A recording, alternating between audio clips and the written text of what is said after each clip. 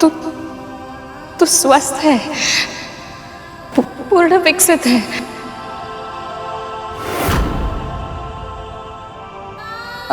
अपने सामान्य रूप में आप पुत्र।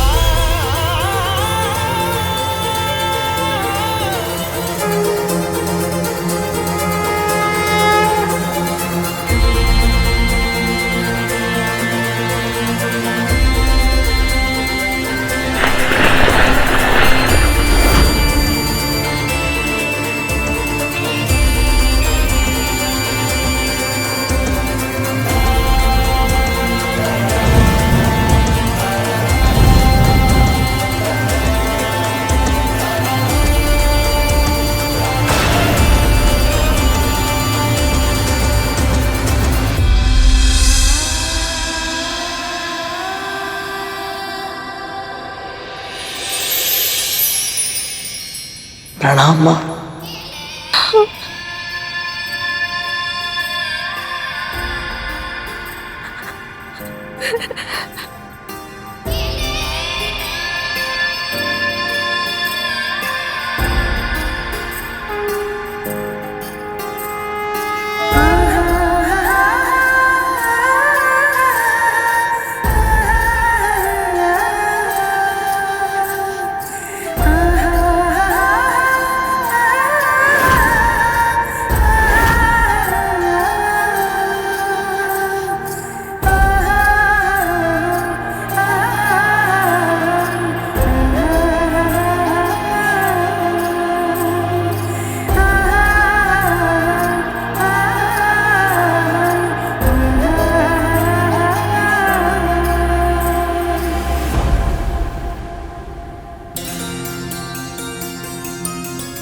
तेरा स्थान मेरे चरणों में नहीं, मेरे हृदय में है पुत्र।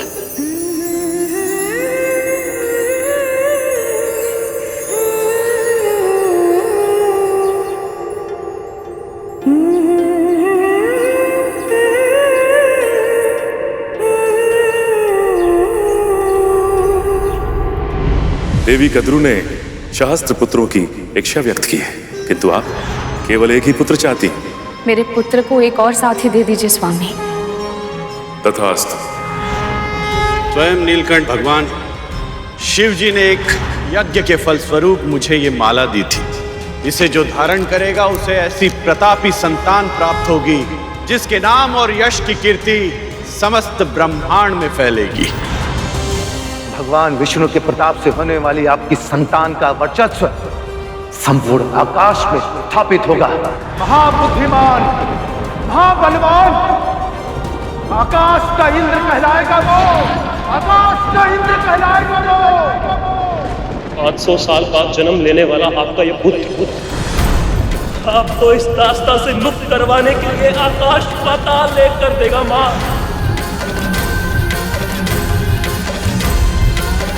अपनी माँ के धैर्य की और कितनी परीक्षा लोगे तुम? क्या मेरी ममता तुम तक पहुंच नहीं रही? क्यों मेरी पुकार को अनसुना कर रहे हो? ऐसी कौन सी समाधि में लुप्त है प्रभु जो अपनी भक्त की पुकार आप तक पहुंच ही नहीं पा रही है? ना आपको इस माँ की पीड़ा दिखाई दे रही है, ना ही मेरी इन संतानों को।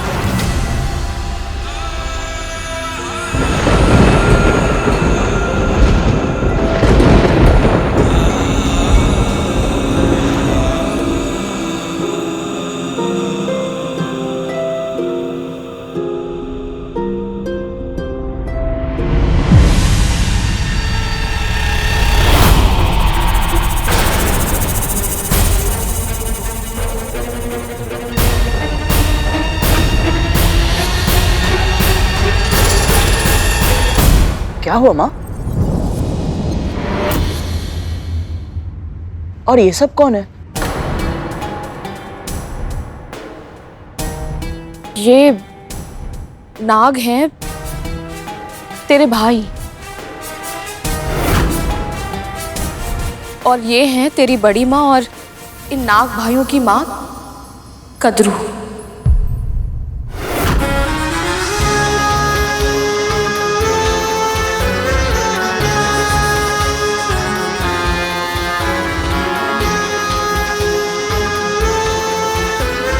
प्रणाम बड़ी माँ।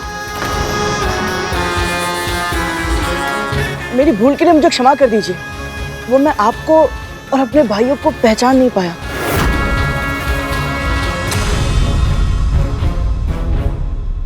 वो तो अच्छा हुआ कि माँ समय से आ गई।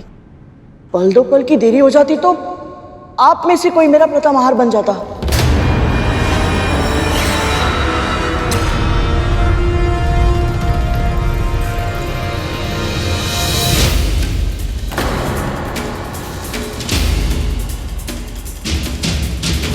मुझे पूरा विश्वास है कि तुम्हारी माँ ऐसी भूल फिर कभी नहीं होने देगी, है ना विंता?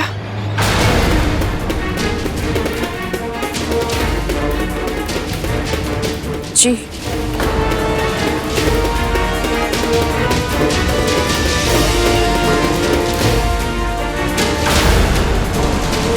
माँ आपको चिंतित लग रही है, क्या कारण है? तू कभी अपने होने वाले पुत्र को ये नहीं बताएगी कि तू मेरी दासी क्यों बनी और कैसे बनी।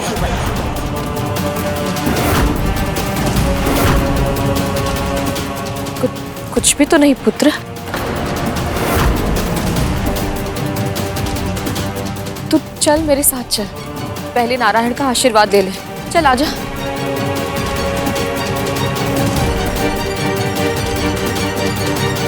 आपकी दूरदृष्टि की जितनी प्रशंसा की जाए उतनी कम है मां। यदि इसके जन्म से पहले आप छोटी मां को अपनी दास्ता के बंधन में ना बांध लेती तो आज ना जाने क्या हो जाता।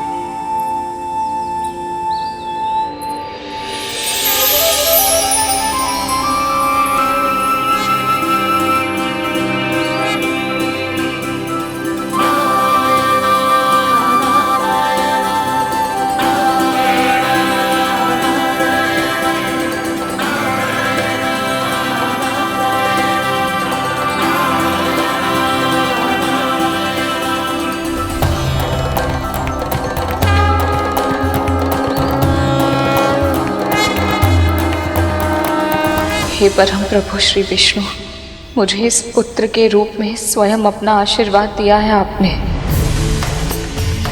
हर माँ की तरह मैंने भी अपने पुत्रों के लिए स्वप्न देखे थे, आशाएं संजोई थी, पर पहले पुत्र के जन्म लेते ही मुझसे दूर हो जाने के कारण मेरी आशाएं बिखर गई थी। वो सारे स्वप्न टूट गए थे और अब 1,000 वर्षों की लंबी प्रतीक्षा के बाद मुझे ये पुत्र मिला है, तो मैं माँ बनने से पहले ही दासी बन चुकी हूँ।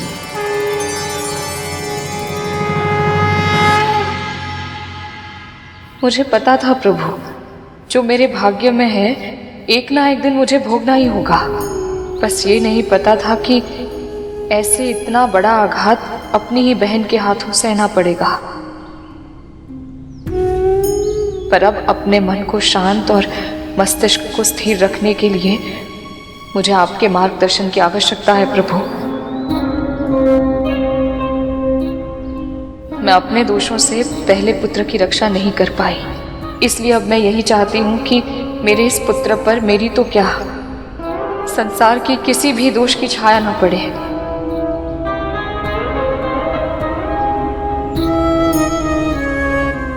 दासी पुत्र होने के बाद भी आदर्श बने, महान बने, मेरी ये प्रार्थना स्वीकार कीजिए प्रभु।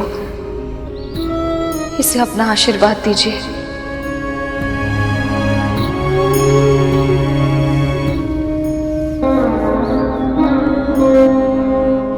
मैं नहीं जानता, पर अनुभव कर सकता हूं कि मां को मेरे जन्म लेने की प्रसन्नता तो अवश्य है,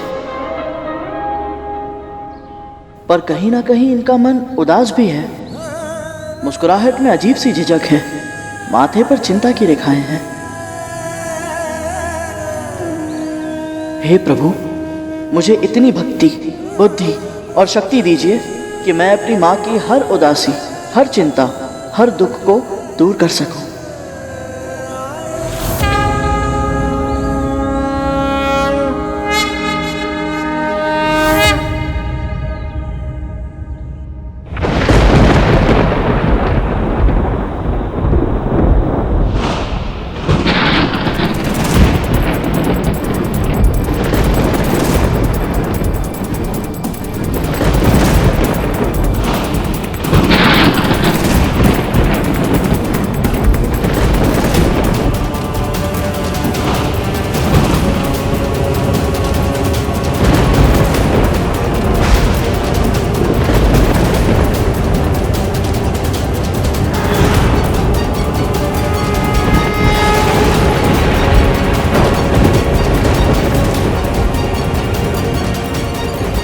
पुत्री विंता, शिव शंकर की पारिजात माला और महाविष्णु के परम भक्त बालखिल ऋषियों से आशीर्वाद प्राप्त करने वाला तेरा ये पुत्र पराक्रमी भी होगा और परोपकारी भी। ना तो ये किसी के साथ दुष्ट व्यवहार करेगा और ना ही किसी के साथ दुष्टता होने देगा। ऐसे अनेक असाधारण कार्य करेगा ये, जिनके कारण आने वाले युगों में समस्त संसार इसे धर्म योद्धा गरुड़ के नाम से जानेगा।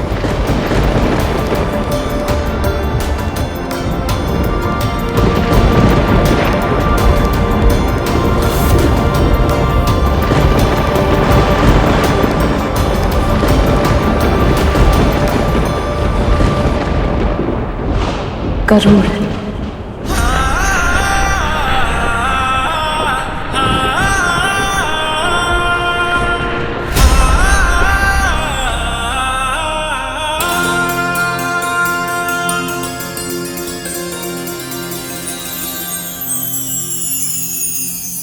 मेरा पुत्र गरुड़।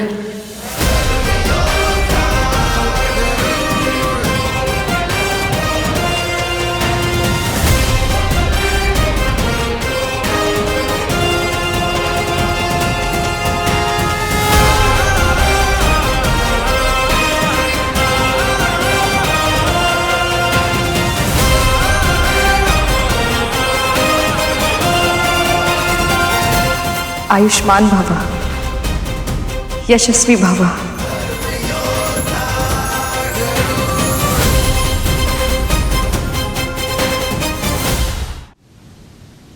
जो संसार में सबसे अधिक स्नेह विंता से करती थी, उसी बड़ी बहन के द्वारा छल से दासी बनाए जाने के दुख से विंता हमेशा के लिए टूट चुकी थी।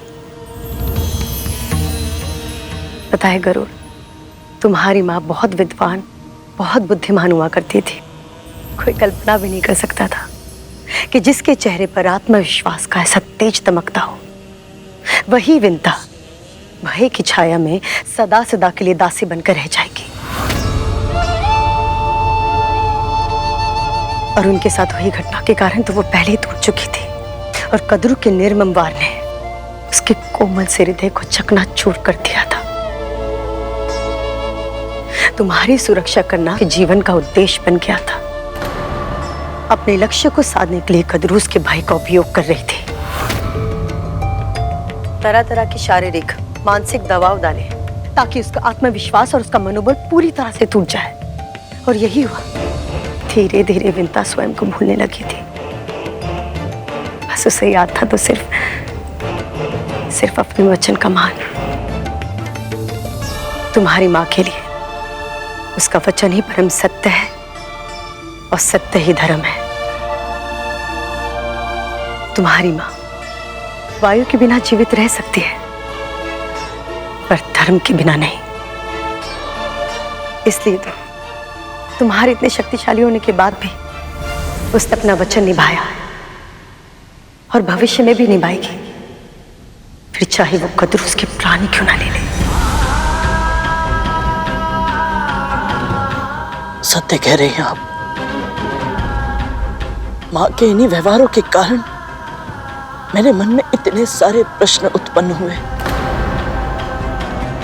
कि दोनों बहन होकर एक महारानी और एक दासी क्यों?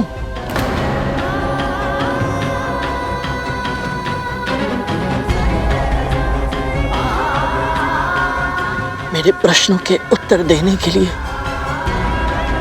आपका बहुत बहुत धन्यवाद दीदी माँ। पर अब भी एक महत्वपूर्ण प्रश्न मेरे हृदय में सुलग रहा है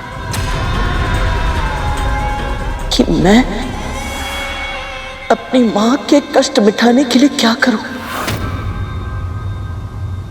कैसे दिलाऊं उन्हें इस दास्ता से मुक्ति? गरुड़, कुछ प्रश्नों के उत्तर हमें स्वयं ही ढूंढने पड़ते हैं। मुझे जो कुछ पता था मैंने तुम्हें सब बता दिया। अब मुझे अपने पुत्रों के पास जाना होगा। वो घायल है, उन्हें मेरी आवश्यकता है। मुझे जाने दो। अवश्य जाने दूंगा दीदी माँ, परंतु एक वचन लेने के बाद।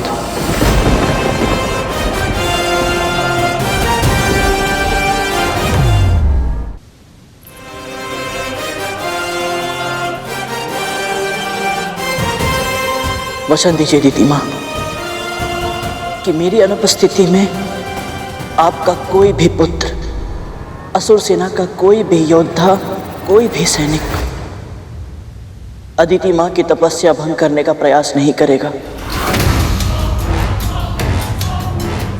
सब व्यर्थ हो गया। इस गरुड़ के कारण ना तो मैं अपनी समस्या का अंत कर पाई और ना ही कद्रों की। मैं तुम्हें वचन देती हूँ,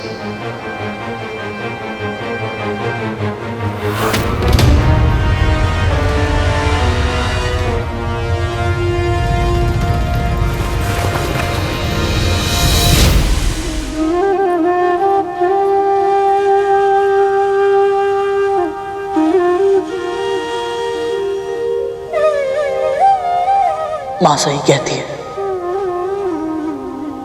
परमपिता श्री विष्णु रहस्यमय है और कृपा अवश्य करते हैं।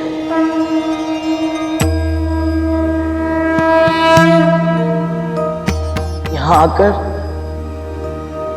न केवल मुझे आपके दर्शन हुए अदिति मां, और अपने दानव भाइयों और अदिति मां से भी भेंट हो गई। मां पाताल भैरवी का आशीर्वाद मिला और आपकी तपस्या भंग हुए बिना ही मुझे अपने प्रश्नों के उत्तर मिल गए कि मेरी मां दासी क्यों और कैसे बनी। और मुझे पूरा विश्वास है कि उनकी दास्ता को समाप्त करने का उपाय भी मुझे अवश्य मिलेगा। अदिति मां, मेरी इच्छा तो यही है कि मैं आपके सानिध्य में और रुकूं और आपकी तपस्या के दिव्य प्रकाश का लाभ प्राप्त करता रहूं। और अब मुझे जाना होगा। मेरी मां और नियति मेरी प्रतीक्षा कर रही है।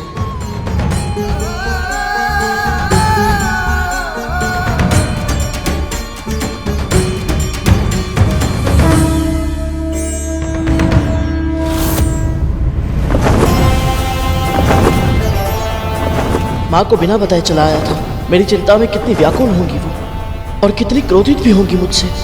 कैसे करूंगा उनका सामना?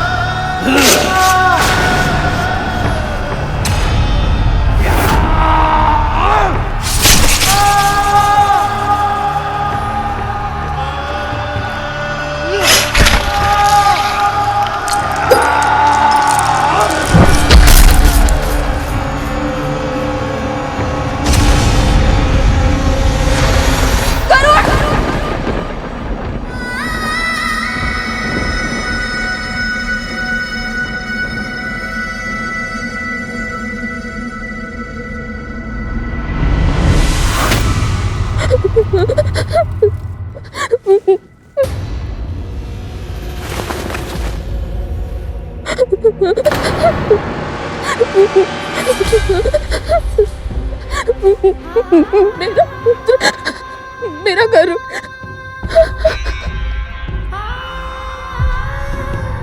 ये तो ऐसे विलाप कर रही है जैसे गरुड़ के प्राण ही चले गए हो।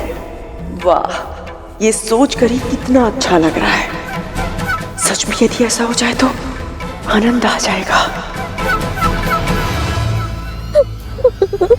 विंता, दीदी, मैं जानती हूँ, पहले भी अनेक बार मैंने आपसे कहा कि मुझे उसकी चिंता हो रही है, पर आज मेरे गरुड़ को। उठो, गहरी सांस लो, आराम से। अब बताओ क्या हुआ है। गहरी सांस लो, अच्छे से।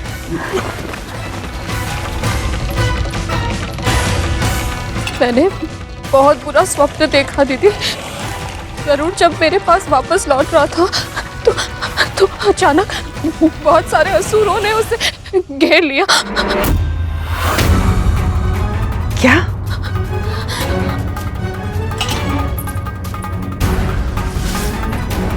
ठीक ठीक बता, क्या देखा तूने?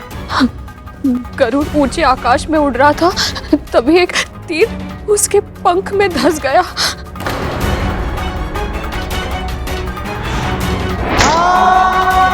तीर भीतर तक धंस गया था और भूमि पर गिर पड़ा।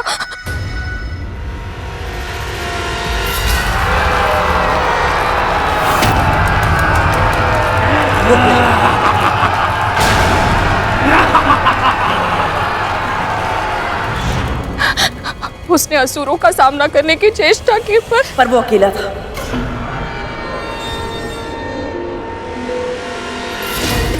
और असुर बहुत सारे। कोई उसके पंखों पर तीरों की वर्षा कर रहा था तो कोई उसकी चोंच को घाव पहुंचा रहा था।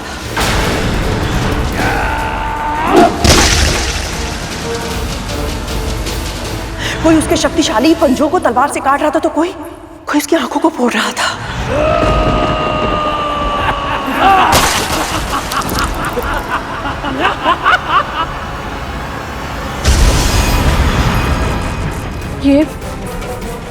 ये सब आपको कैसे पता? क्योंकि मैंने भी अभी यही स्वप्न देखा है विंता।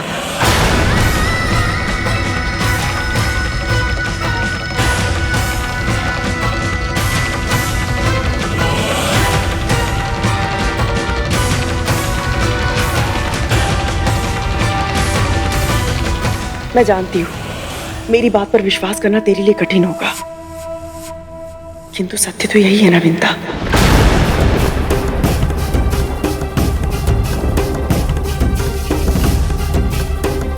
जन्म से पहले ही उस बालक ने मेरे मन मस्तिष्क पे एक अमिट छाप छोड़ दी थी,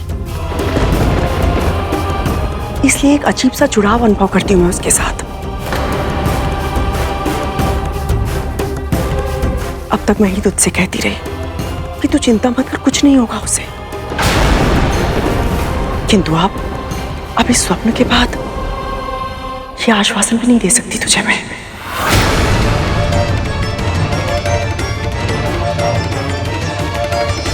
तू तो जानती है ना विंता, जब ब्रह्म मुहूर्त में दो व्यक्ति एक ही स्वप्न देखते हैं तो वो सपनावश ही। ऐसा मत कहिए दीदी। मेरे कहने ना कहने से सत्य बदल जाएगा क्या विंता? पहले तो तूने अपने पुत्र पर नियंत्रण खो दिया, अब तो तूने अपना पुत्र ही खो दिया। कितनी दुर्भाग्यशाली है तू। एक पुत्र अर्धविकसित उत्पन्न हुआ और दूसरा इतनी अल्पायु में उसने अपने प्राण गंवा दिए।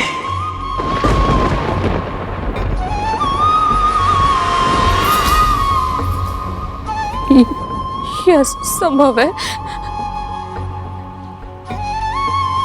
ऐसा नहीं हो सकता। मेरा पुत्र।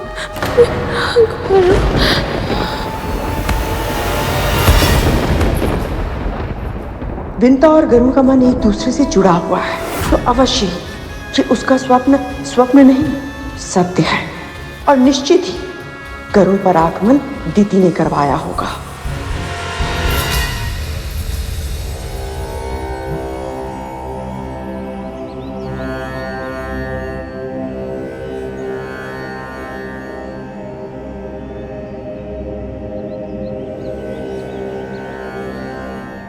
ॐ यमाय सोमं नुनुत यामाय जुहुता हविः यमं ह यज्ञो गच्छति अग्निदूतो अलङ्कृतः ॐ यमाय सोमं नुनुत यामाय जुहुता हविः यमं ह यज्ञो गच्छति अग्निदूतो अलङ्कृतः ॐ यमाय सोमं नुनुत यामाय जुहुता हविः यमं ह यज्ञो गच्छति अग्निदूतो अलङ्कृतः ॐ यमाय सोमं नुनुत यामाय जुहुता हविः यमं ह। गरुड़ के तन का आकार देखा है?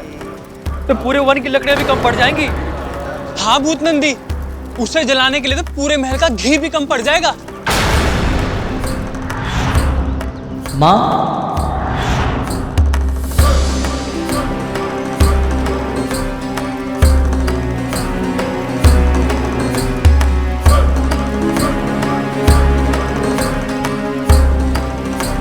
चलिए छोटी माँ। हाँ चलिए ना छोटी माँ, अब परंपरा के अनुसार ये कार्य तो अब आप ही को ही करना पड़ेगा ना। चलिए चलिए माँ।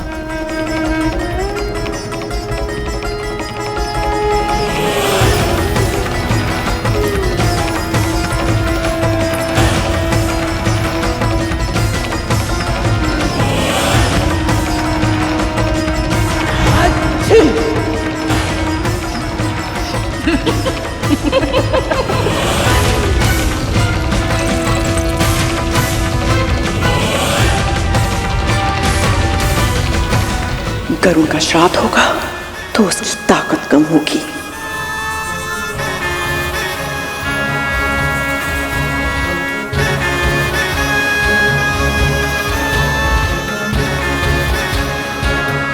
ये ले, डाल।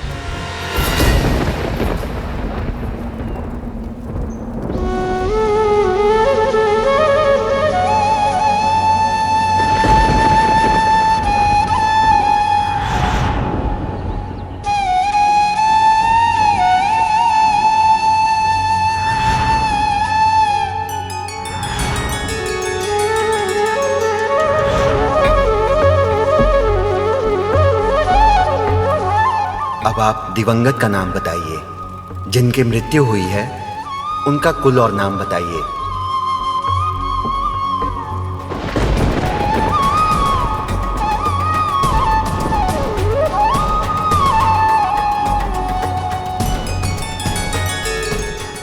समस्त संसार इसे धर्म योद्धा गरुड़ के नाम से जानेगा।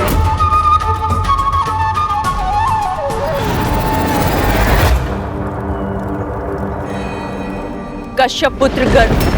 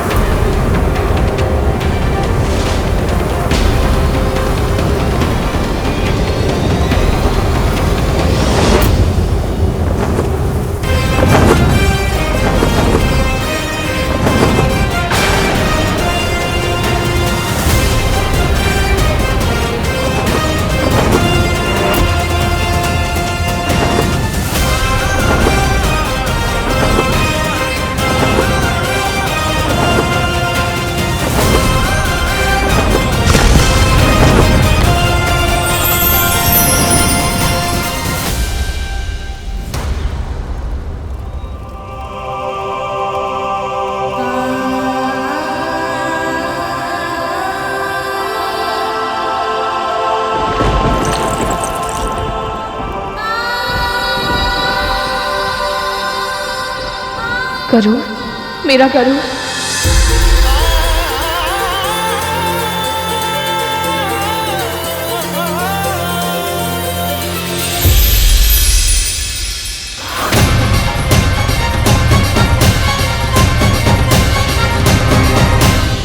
माँ,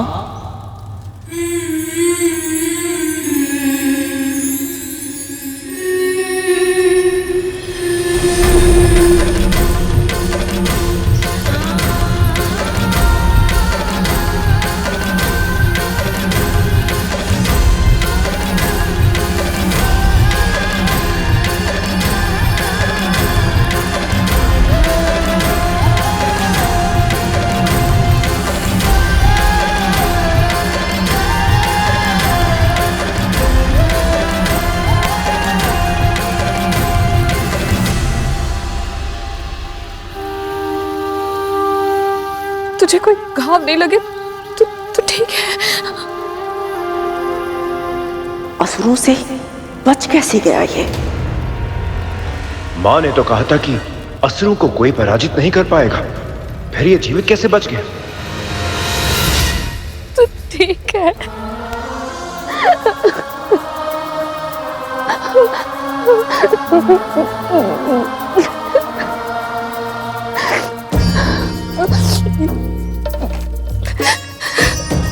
माँ, मुझे क्षमा कर दीजिए, मैं आपको बिना बताए यहाँ से चला गया था।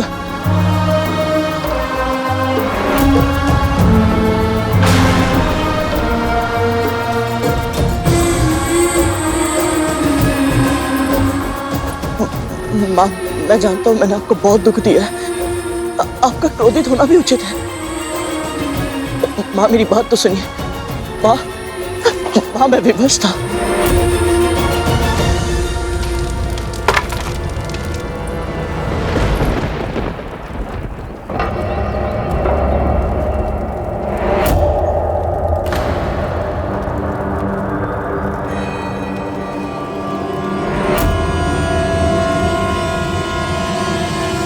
आज्ञा के बिना, मुझे बिना बताए घर छोड़कर तू गया कैसे? जब पता है जब तू यहाँ नहीं था तो मुझ पर क्या बीत रही थी? कैसे बुरे बुरे विचार आ रहे थे मेरे मन में? सोचा तूने मेरे बारे में हो? हाँ, मुझसे बहुत बड़ी गलती हो गई, मुझे क्षमा कर दीजिए। जानबूझकर किया गया कार्य भूल नहीं अपराध कहलाता है। जब पता था ना कि मैं तुझे महल से बाहर जाने की अनुमति नहीं दूंगी, इसलिए तूने मुझसे झूठ बोला। माँ, झूठ नहीं बोला, सत्य छुपाने का अपराध अवश्य किया है, पर मैं विवश था। माँ,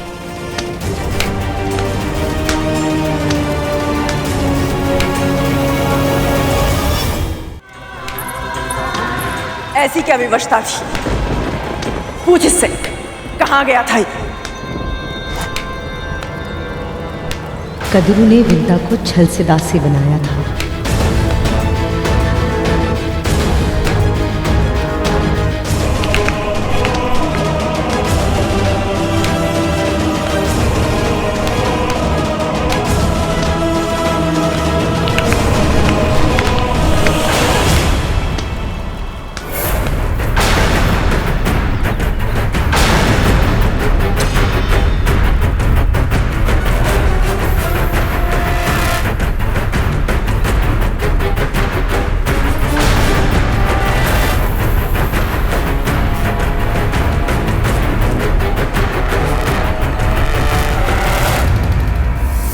दोष मेरा ही है, मेरे ही अधिक लाड ने बिगाड़ दिया था तुझे। मुझे लगा था तू मेरे प्रेम से बंधा है, मुझसे दूर नहीं जाएगा। विश्वास था मुझे तू कहीं भी क्यों ना हो मेरी एक पुकार पर वापस लौट आएगा, पर वो भ्रम था मेरा।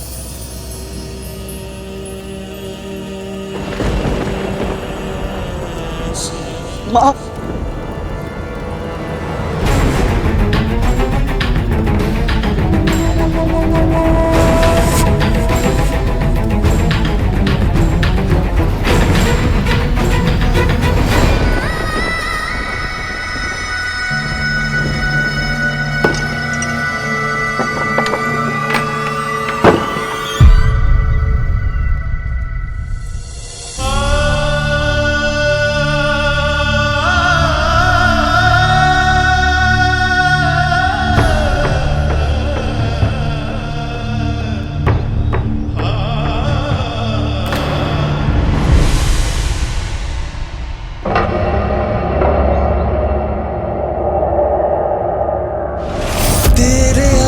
आंचल के कोने में मेरा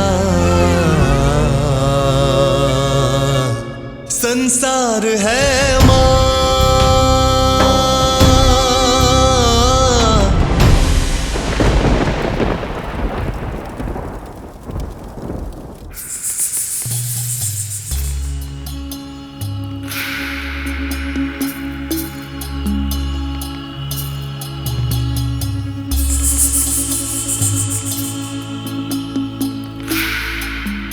धूमल, ये असुर तो बड़े भीषण होते हैं ना? हाँ, तब तो मैं भी वही सोच रहा था, पर ये गरुड़ से बचकर कैसे वापस आया? पर मैं कुछ और सोच रहा था।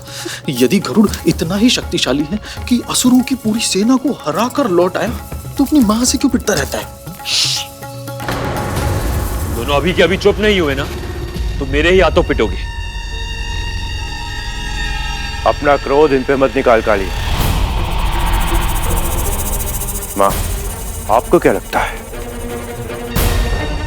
उसे सत्य पता है?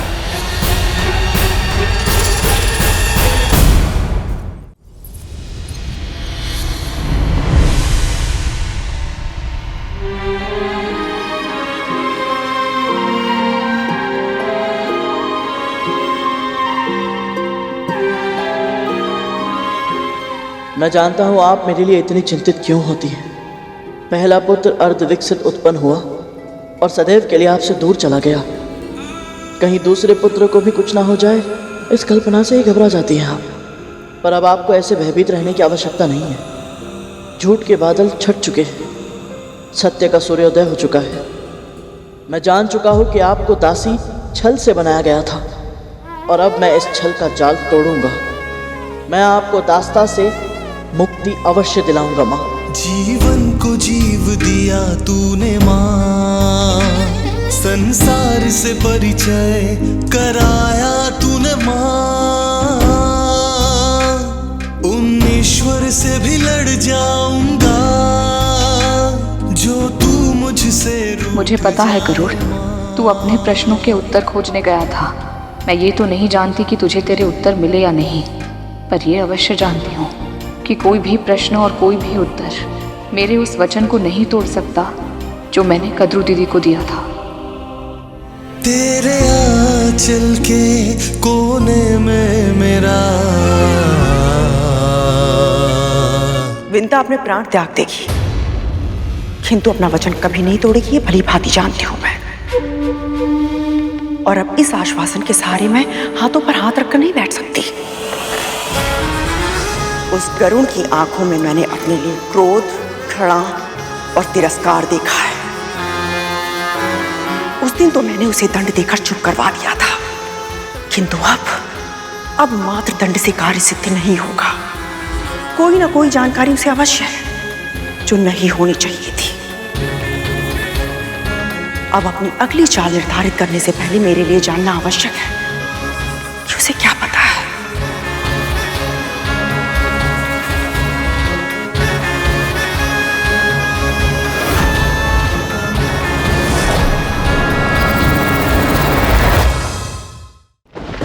माँ,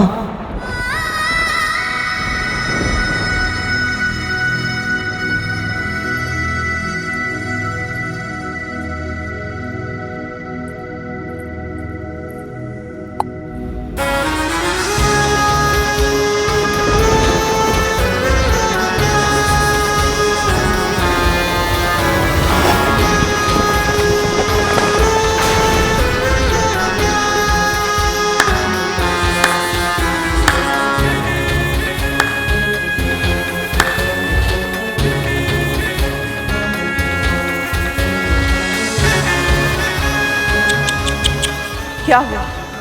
मां नहीं मानी? मानेगी भी नहीं, क्योंकि इस बार तूने केवल उसकी अवज्ञा नहीं की है, मेरी भी की है। और वो अच्छे से जानती है कि इस बात का कितना बड़ा मूल्य चुकाना पड़ेगा तुम दोनों को।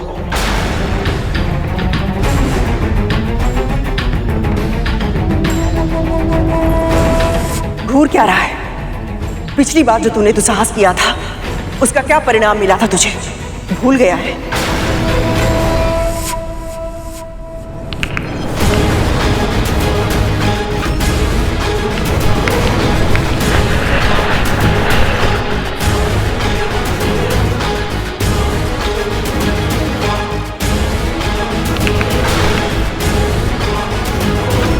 मुट्ठी बीच रहा है, आक्रमण करेगा मुझ पे।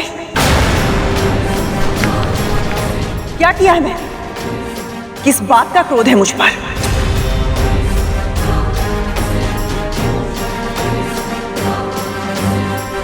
आवेश में दांत पीसना बंद कर और बता, सत्य का पता करने गया था ना तू? क्या पता चला तुझे? ये पता चला कि कैसे तेरी माँ ने तेरे भाई को अर्ध विकसित रूप में जन्म लेने के लिए विवश कर दिया था? क्या फिर ये पता चला कि कैसे उसने शर्त लगाने के अवगुण के कारण तेरा और अपना जीवन दांव पर लगा दिया था?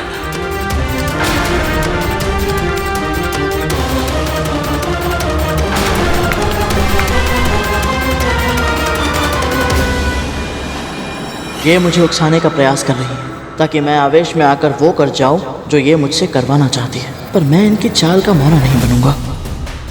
अभी मुझे केवल ये पता चला है कि माँ इनकी दासी कैसे बनी, ये नहीं पता चला कि मैं उन्हें दास्ता से मुक्त कैसे कराऊं। इसीलिए पहले मुझे उपाय खोजना है, फिर सही समय पर सही तरह से लक्ष्य प्राप्त करना है, पर उसके लिए मुझे अभी सूझबूझ का परिचय देना होगा।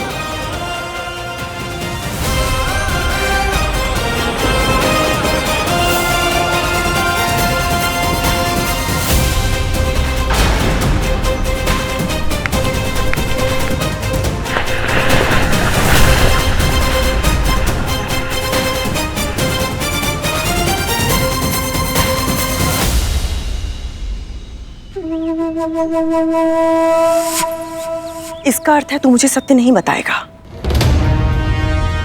ठीक है, मैं ही तेरी माँ को जाके सत्य बता देती हूँ कि तू कहाँ गया था।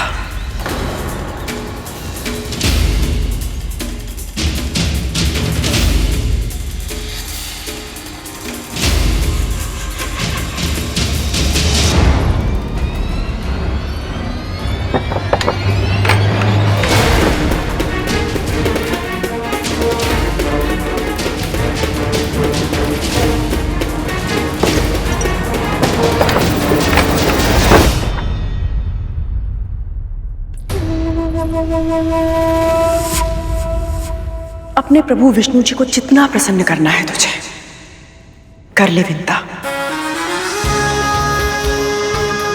पर मूर्खता करने पर प्रभु एक ही बार सहायता करते हैं, बार बार नहीं। क्या कहना चाहती हैं आप? तुझे क्या लगता है तेरा मेरा स्वप्न पूरा क्यों नहीं हुआ? ये तेरी पूजा का फल था, तेरे पुण्य कर्म थे जो आज तेरा पुत्र जीवित है, वरना होना तो वही था जो तूने और मैंने स्वप्न में देखा था।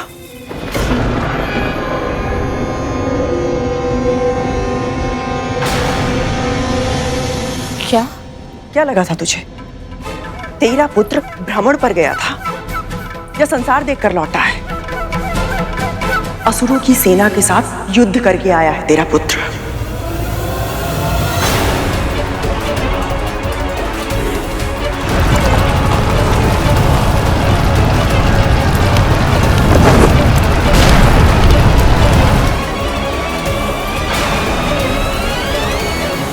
गरुड़ अपने प्रश्नों के उत्तर ढूंढने के लिए अदिति दीदी तक पहुंच गया था।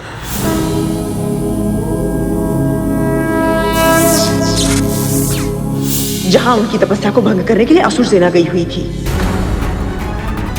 पर तेरा मूर्ख पुत्र बिना अपने प्राण की परवाह किए उस सेना को रोकने की मूर्खता कर रहा था। वज्रांग ने युद्ध स्थल से उसको हटाने के लिए अपना दूत भी भेजा। जाओ जाओ, चले जाओ। किंतु इसने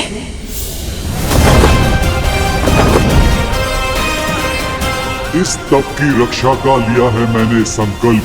युद्ध भी अवश्य करूंगा यदि ना रहा कोई विकल्प।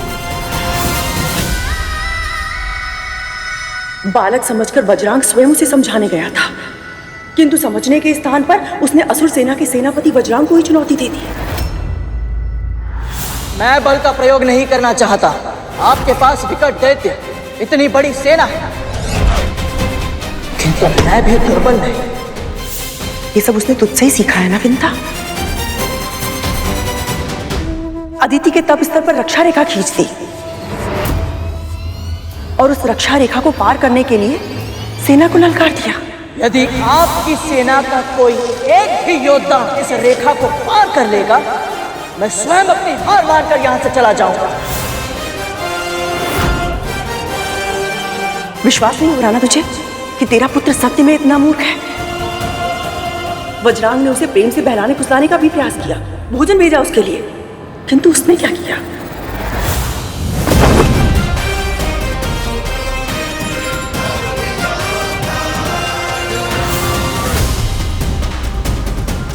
ऐसे ही आंसू बहाएगी यदि समय रहते तूने अपने पुत्र को नहीं समझाया।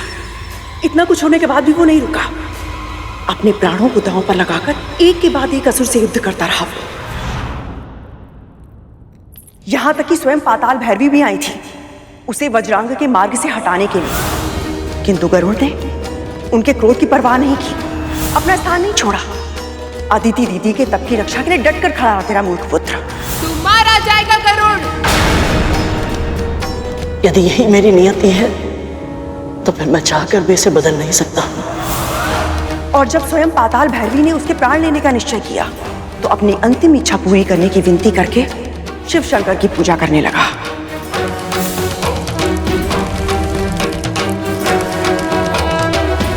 अब भस्म से त्रिपुंड बना।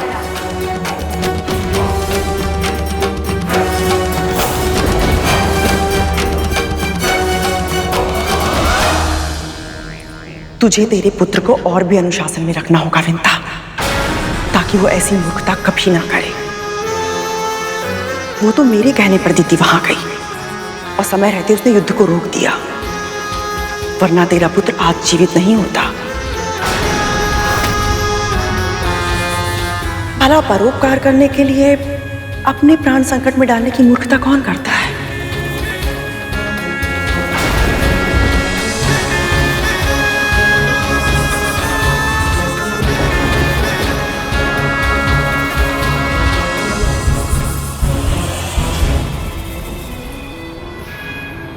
अब आएगा आनंद।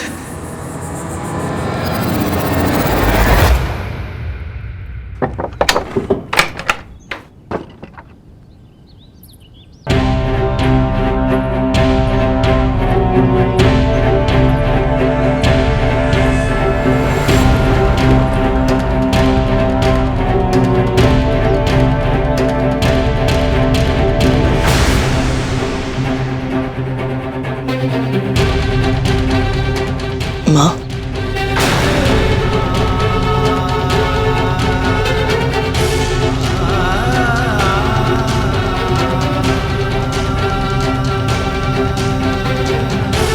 मुझे क्षमा कर दीजिए माँ।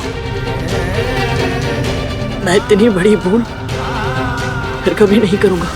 पर मैं चाहती हूँ तू ऐसी भूल बार बार करे।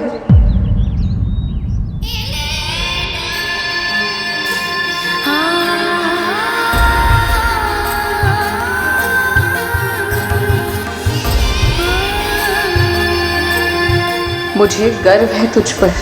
तूने धर्म की रक्षा कर मेरे दिए हुए संस्कारों की लाज रखी है पुत्र।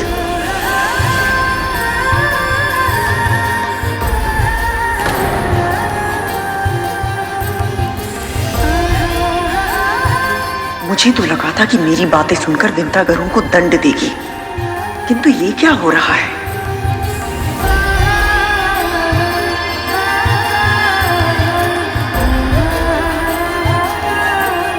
आपको सत्य पता चल गया माँ? दीदी ने कद्रू दीदी को बताया और उन्होंने मुझे कि कैसे तूने अदिति दीदी की तपस्या की रक्षा के लिए अपने प्राणों को दांव पर लगा दिया।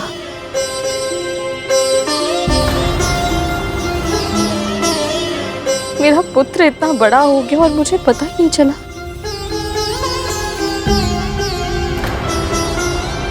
तो बड़ी माँ को केवल मेरे अदिति माँ तक पहुंचने के बारे में ही पता है और कुछ नहीं। तूने इतना बड़ा परोपकार किया, मेरे संस्कारों की लाज रखी और मैंने तुझे। माँ, आप माँ है मेरी, जो भी करती है मेरे भले के लिए तो करती है। और वैसे भी माँ के हाथों से मार खाने का सौभाग्य तो बहुत भाग्यशाली संतानों को ही प्राप्त होता है।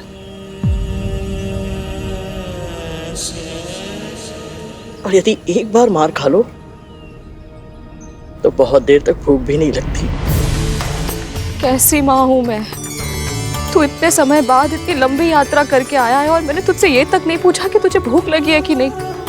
तू चल अभी मेरे साथ चल, मेरे सामने आंखें करके अपना आहार कर। मेरा बनाया भोजन तेरी भूख नहीं मिटा सकता तो क्या हुआ, मैं तुझे खाते देख प्रसन्न तो हो सकती हूँ ना। सच माँ, आप मेरे साथ चलेंगी? तो फिर अभी चलिए। मुझे पता है मेरी यात्रा के बारे में आपको बहुत कुछ बताना है। माँ, मैंने बहुत कुछ नया देखा, बहुत जाना, सब कुछ समझा। मैं सब कुछ बताऊंगा आपको।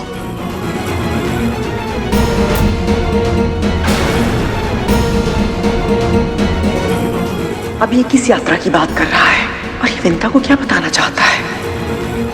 मुझे बहुत कुछ बताना है आपको माँ, चलिए।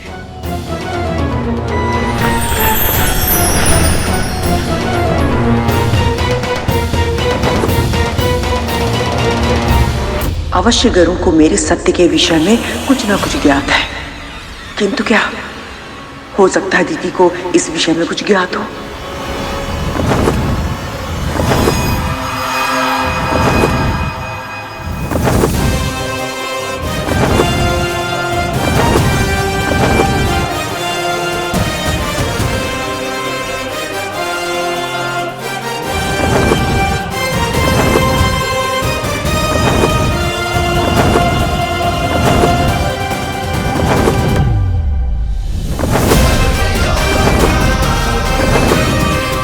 गरुड़, धीरे, तेरी माँ को अभ्यास नहीं है इतनी ऊंचाई का।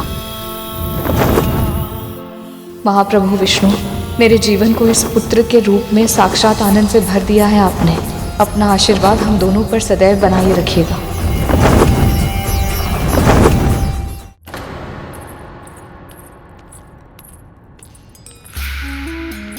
क्या हुआ कद्रू, इतनी शीघ्रता में क्यों बुलाया मुझे?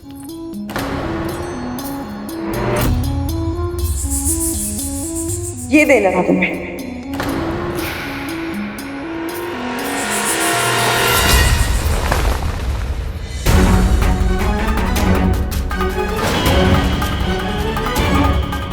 कहना क्या चाहती हो तुम?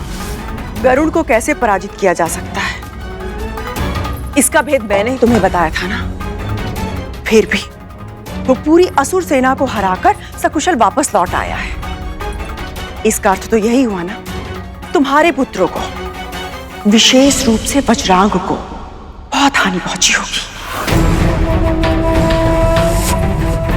तन के घाव तो ये औषधि दूर कर देगी, किंतु जो आत्मविश्वास घायल हुआ है उसे कैसे ठीक करोगी तुम?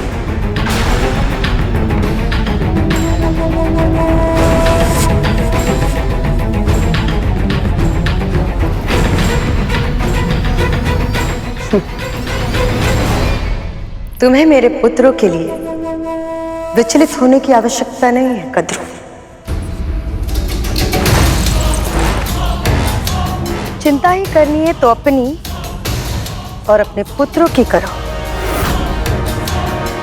क्योंकि बल और बुद्धि दोनों में ही तीव्र है गरुड़। यदि इतना जानने के बाद भी उसने अब तक कुछ नहीं बताया तो एक ही अर्थ हो सकता है। क्या क्या करने वाला है वो? और इतना जानने के बाद भी ऐसा क्यों कहा तुमने? क्या जानता है वो? स्वयं क्यों नहीं पूछ लेती जाकर अपनी दासी और उसके पुत्र से? और हाँ, यदि उन दोनों ने सत्य नहीं बताया तो समझ जाना कि विद्रोह के बीज जड़ पकड़ चुके हैं।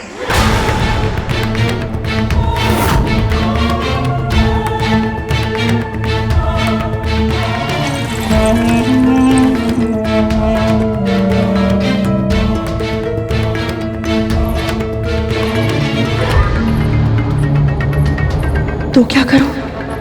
सब कुछ जानता है। यदि हाँ, तो अब तक शांत क्यों है? क्या उसका ये मौन किसी बहुत बड़ी आंधी का सूचक है?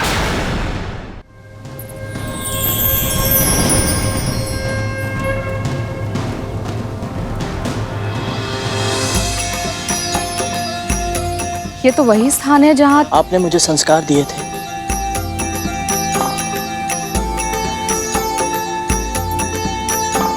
मैंने तो केवल इस धागे में गांठें लगाई, पर तूने मेरी हर बात पर अपने मन में गांठ बांधी, मेरे वचनों को स्मरण रखा और उन्हीं के अनुरूप कर्म किया। मैंने जो सिखाया पूरी गंभीरता से तूने उसका पालन किया। तो उसका पालन ना करने का भी विकल्प था क्या मेरे पास? ये बात मेरे मस्तिष्क में आई कैसे नहीं?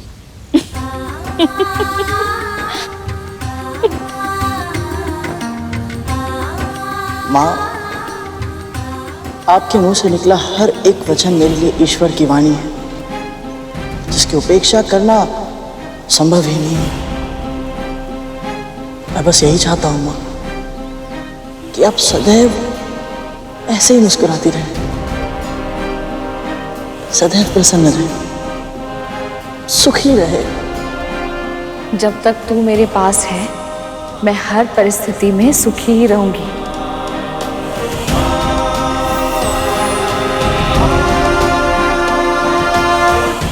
हमारी माँ दीदी ने इसे वचन दिया था कि हम असुर देव माता अदिति को सुरक्षित छोड़ देंगे, पर यह वचन नहीं दिया था कि हम इस पक्षी और इसकी मां पर आक्रमण नहीं करेंगे।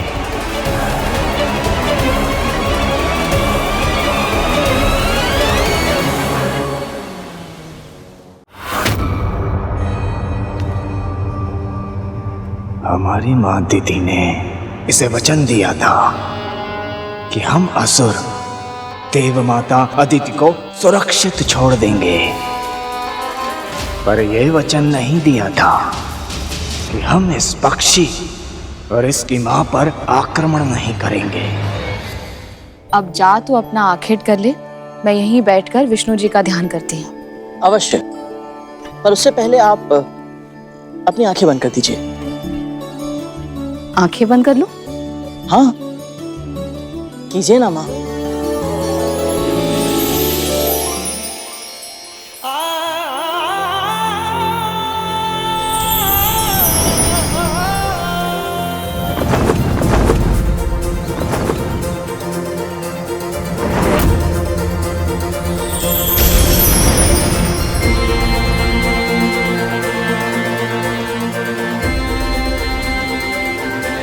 माँ,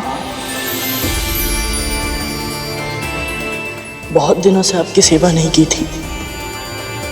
ना आपके लिए जल लाया, ना रात में पंखा जला, ना आपके चरण दबा पाया। आपकी सेवा के बिना जीवन अधूरा सा लगता है माँ।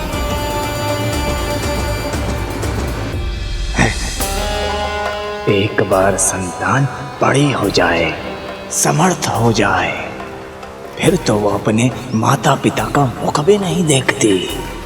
और एक ये मूर्ख है, स्वयं को अपनी माता की सेवा में न्योछावर कर रखा है इसने।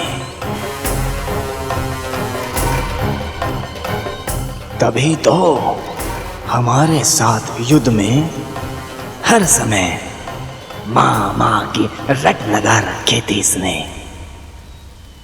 अब आज्ञा दीजिए।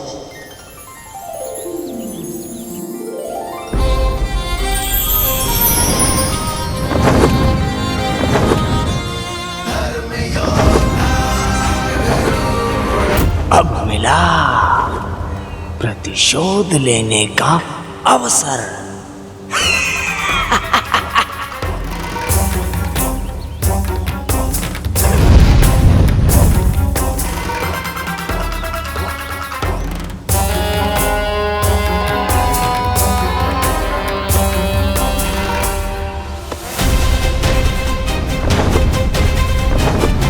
यहाँ तो आहार के लिए कोई भी जीव नहीं दिख रहा। माँ मेरी प्रतीक्षा कर रही होंगी।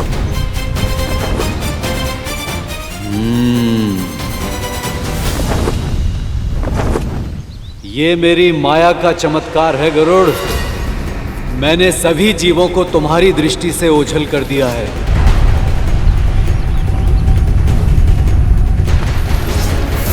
आज तू किसी भी जीव का भोजन नहीं कर सकता है। बल्कि तू स्वयं बनेगा किसी का भोजन।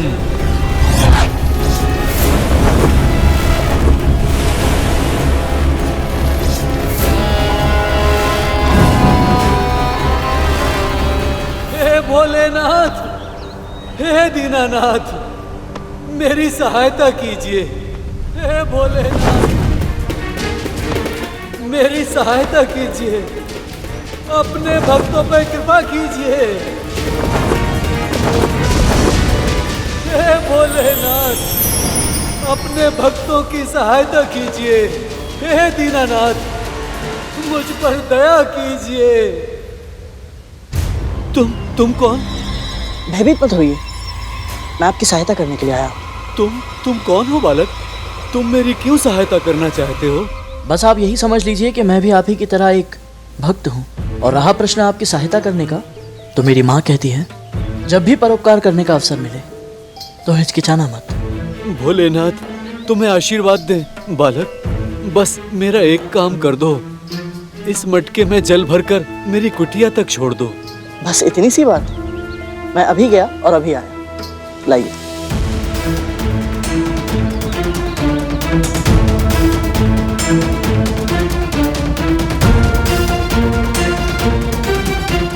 अंततः गरुड़ फंस ही गया मेरे जाल में। ये स्वयं ही मृत्यु की ओर बढ़ रहा है।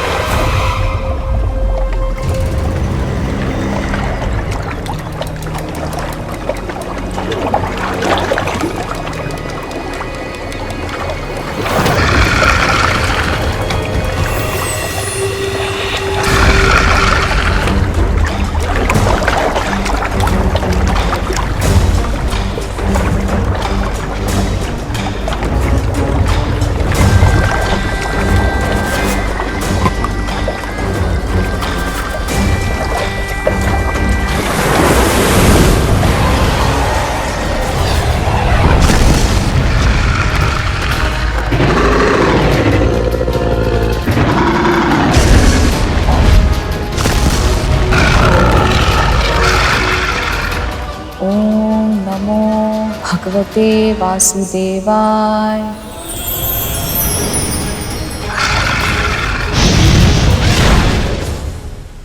ये संघर्ष तेरी मृत्यु की आहट है गरुड़।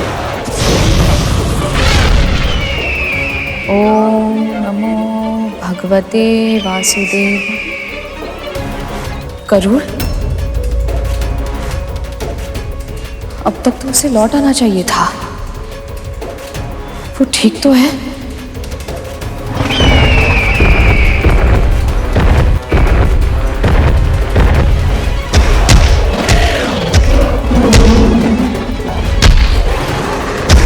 कहाँ रह गया? मैं उसकी प्रतीक्षा में यूं बैठी नहीं रह सकती। मुझे अपनी मन की आंखों से ढूंढना होगा उसे।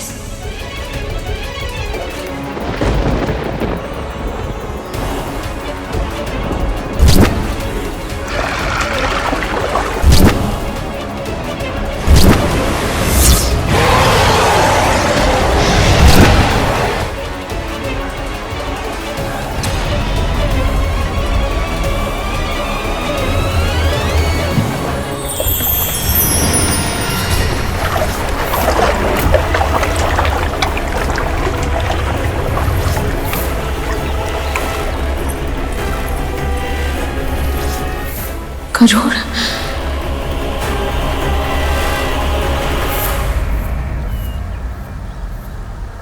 माँ, आप यहाँ?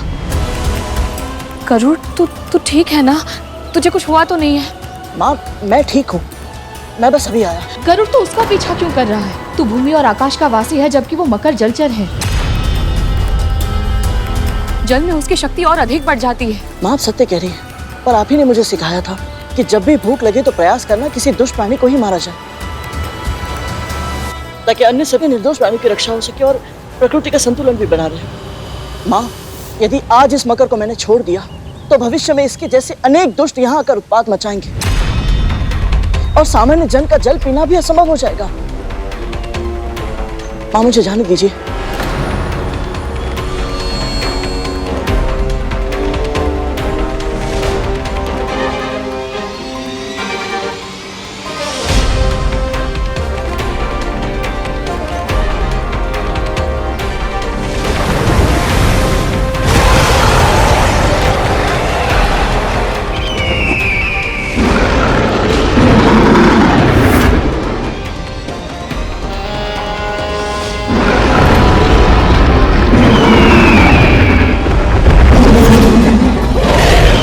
यमराज को इतनी प्रतीक्षा मत कराओ मगरराज, शीघ्र ही शिकार करो इस पक्षी का। मेरे पुत्र की रक्षा कीजिए प्रभु। ओम विष्णवे नमः।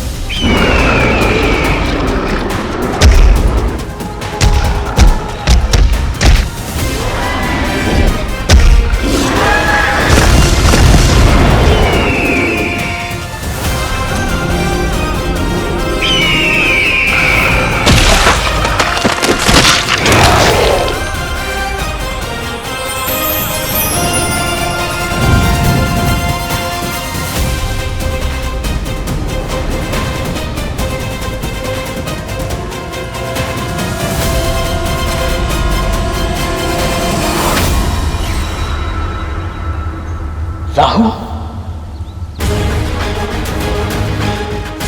तो ये सब इसी का षड्यंत्र था। दुष्टों को कितना भी समझाओ, ना सुधरते हैं ना संभलते हैं।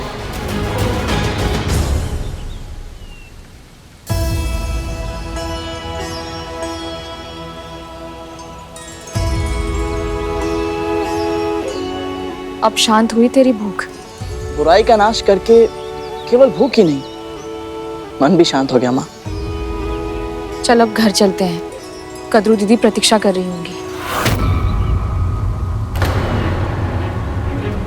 और माँ वो शेष बातें हम घर चल के करेंगे गरुड़, चल अब। ये भी अवसर हाथ से निकल गया, किंतु मुझे शीघ्र ही माँ को बड़ी माँ की मंशा से अवगत करना होगा।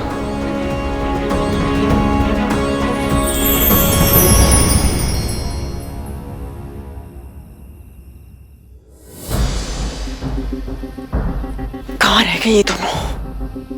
मां, यदि गरुड़ को सारा सत्य पता चल चुका है तो फिर वो अभी तक मौन क्यों है? मैं भी वही सोच रही हूँ तक्षक। कहीं ऐसा तो नहीं कि ये दोनों माँ पुत्र भोजन के बहाने हमें ही भोजन बनाने का षड्यंत्र रच रहे हो? मुझे कैसे पता होगा कालिया? आपने इतना पूछा फिर भी गरुड़ कुछ नहीं बोला, क्यों माँ?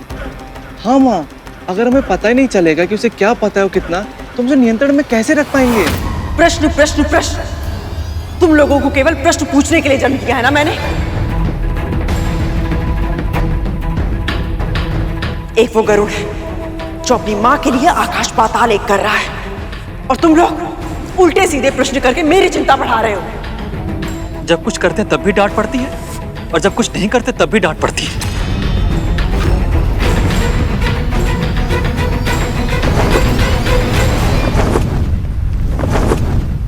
माँ, वो आ गए।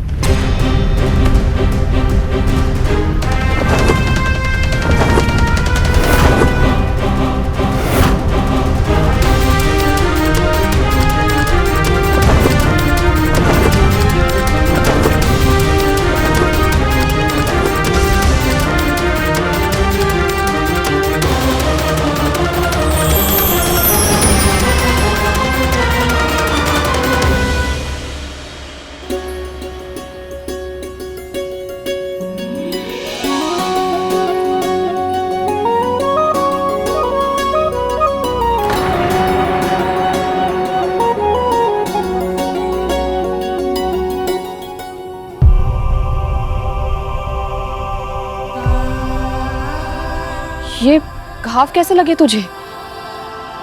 कुछ नहीं माँ, वो आखेट करते समय थोड़े बहुत घाव तो लग ही जाते हैं। मुझसे छुपाएगा? किसी मकर में इतना सामर्थ्य नहीं है कि तुझे घाव दे पाए। ये घाव तो मैंने तुझे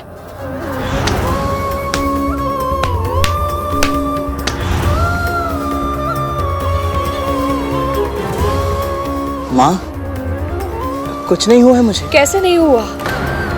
तुझसे बिना कुछ पूछे इतना मारा और तू भी चुपचाप मार खाता चला गया। इतने विकट असुरों से युद्ध करके आया, तुझे कुछ नहीं हुआ और मेरे मारने से इतने घाव। ये संसार में किसी के भी प्रहार का कोई भी प्रभाव नहीं पड़ता मुझ पर, और जब आप मारेंगी तो कष्ट होगा ना माँ।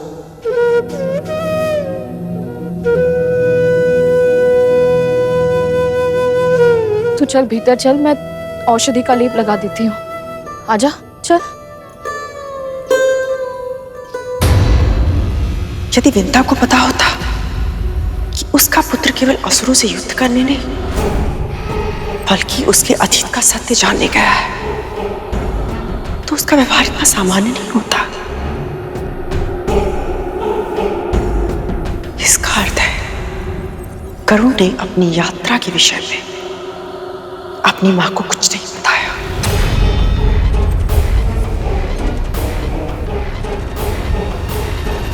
पर क्यों?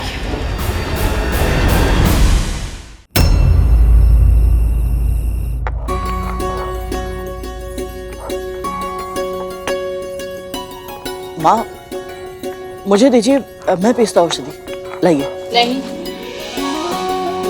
चोट भी खाएगा और औषधि भी स्वयं बनाएगा तो माँ क्या करेगी? पर माँ, गरुड़, जैसे तुझे मेरी सेवा करके आनंद मिलता है वैसे ही मुझे भी तेरे लिए कुछ करके प्रसन्नता मिलती है। तू अपनी माँ को प्रसन्न नहीं देखना चाहता? जा वहां जाकर बैठ जा।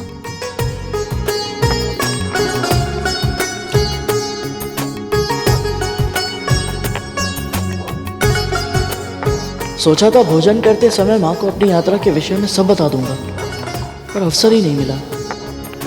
और अब तो बहुत रात हो गई है, माँ भी थक गई होंगी।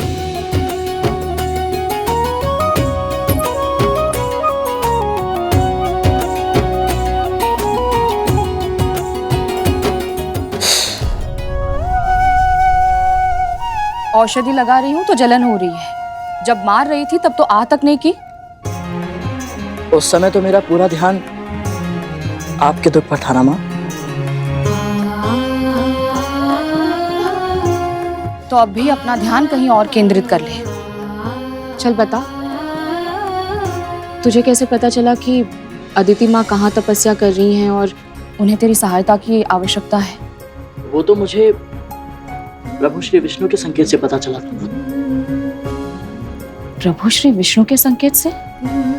यही उचित अवसर है माँ को सब सत्य बताने का। मैं आपको आरंभ से सब कुछ बताता हूँ। क्या हुआ? तू इतना गंभीर क्यों हो गया? ऐसा क्या बताने वाला है तू? माँ, मैं आपकी दास्ता की कथा जानने के लिए आपको बिना बताए वैकुंठ गया था।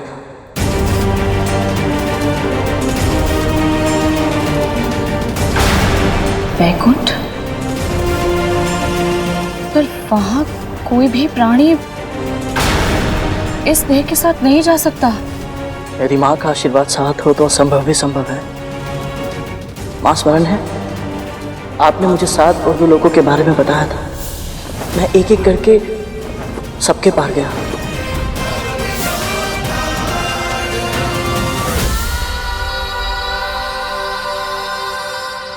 और दूर से ही सही पर ब्रह्मलोक में मुझे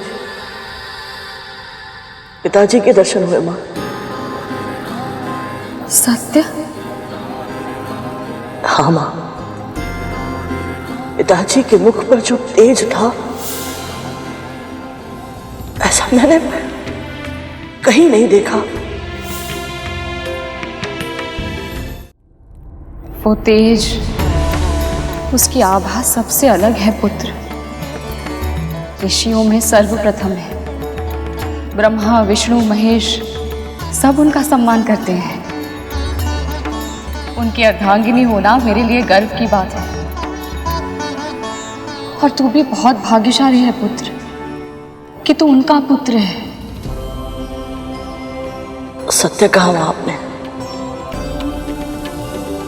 मैं सचमुच बहुत भाग्यशाली हूँ। पता है माँ, पिताजी को देखकर जब मैं मंत्रमुग्ध हो गया था तो उन्होंने मुझसे क्या कहा?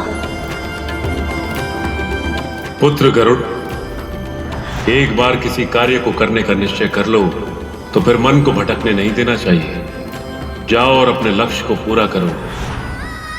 इसका अर्थ है स्वामी ने गरुड़ की इस सत्य जानने के लिए की गई यात्रा का समर्थन किया। तेरे पिता सांसारिक विषयों में आसक्त नहीं होते, उनसे उदासीन रहते हैं, पर फिर भी तुझे यात्रा के लिए आशीर्वाद दिया। ये बहुत बड़ा सौभाग्य है। माँ, पिताजी के वचनों से उत्साहित होकर मैं और ऊपर उड़ा। फिर जब मैं वैकुंठ पहुंचा तो एक भयंकर काले नाग ने मेरा मार्ग रोक लिया।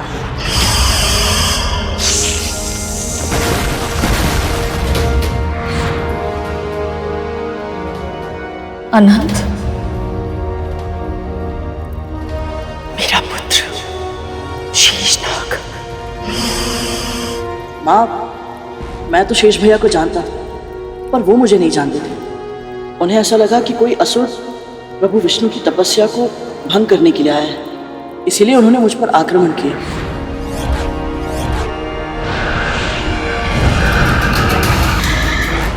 और फिर एक बार आपने मेरी रक्षा की। क्या संबंध है तुम्हारा विंता माँ से? ब्रह्मपुत्र कश्यप और दक्ष प्रजापति के पुत्र माँ विंता का पुत्र हूं मैं, गरुड़।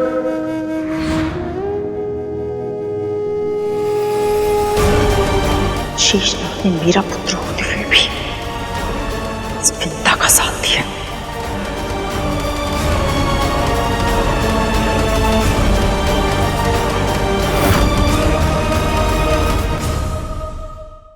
इतने वर्षों से उसे देखा नहीं है, वो सकुशल तो है?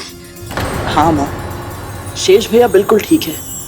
इतनी दूर होकर भी वो प्रतिदिन आपको और बड़ी माँ को स्मरण करते रहते हैं।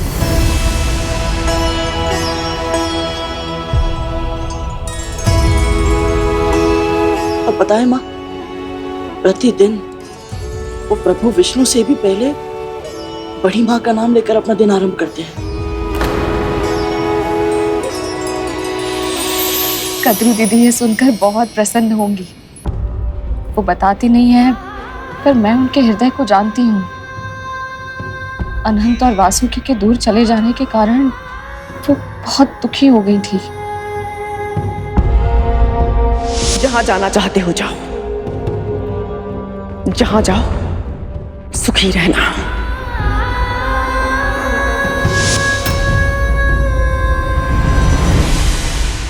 बड़ी माँ और आपके आशीर्वाद से शेष भैया की तपस्या सफल हो गई थी माँ, और वो वैकुंठ भी पहुंच गए थे। पर अभी तक उनकी भेंट प्रभु श्री विष्णु और माँ लक्ष्मी से नहीं हो पाई, क्योंकि माँ लक्ष्मी के समुद्र में समा जाने के बाद प्रभु श्री विष्णु तपस्या में लीन हो गए। माँ,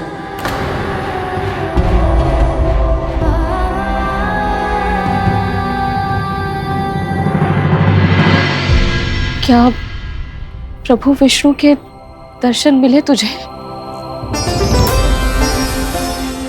दूर से ही सही, पर मुझे प्रभु विष्णु के दर्शन मिले माँ। तो बोल ना, कैसे दिखते हैं मेरे प्रभु? उनके निकट होने पर जिस दिव्यता, जिस पवित्रता का आभास होता है, उसका वर्णन शब्दों में करना संभव है माँ। और आपका आदेश है तो प्रयास अवश्य करूंगा।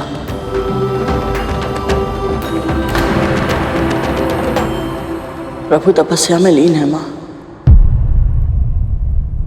उनके आभूषणों ने अपनी चमक खो दी है, क्योंकि समस्त ब्रह्मांड श्रीहीन हो गया है।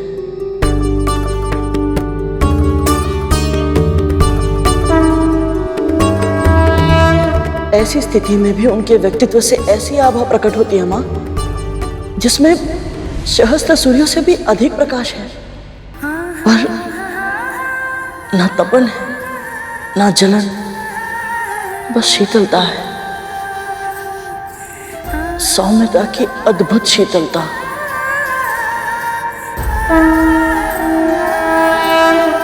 माँ, आपको स्मरण है आपने मुझे आशीर्वाद दिया था कि मुझे प्रभु श्री विष्णु की भक्ति का सौभाग्य मिले।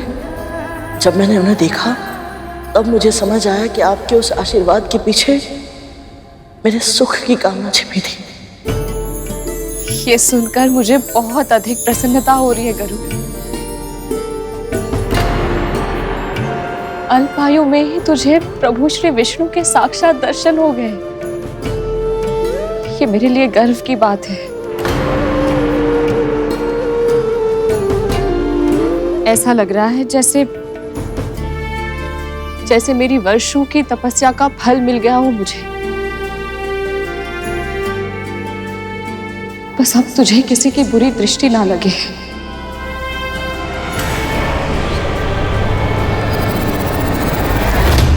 कब तक ये इधर उधर की बातों में समय नष्ट करता रहेगा? मुझे तो बस ये जानना है कि शेषनाग ने इसे मेरे और विंता के बारे में क्या बताया है।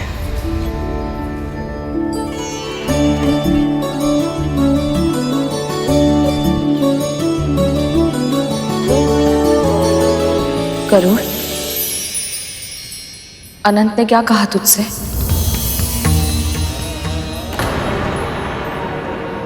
एक ना एक दिन तो सत्य सामने आना ही है पुत्र।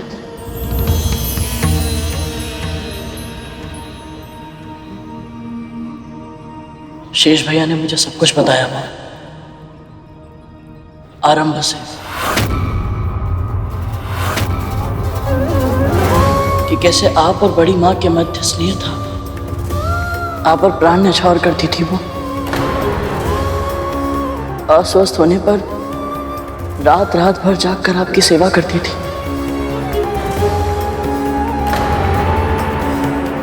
पर जिस दिन महर्षि दुर्वासा ने अपनी परिजात माला उनके स्थान पर आपको दे दी,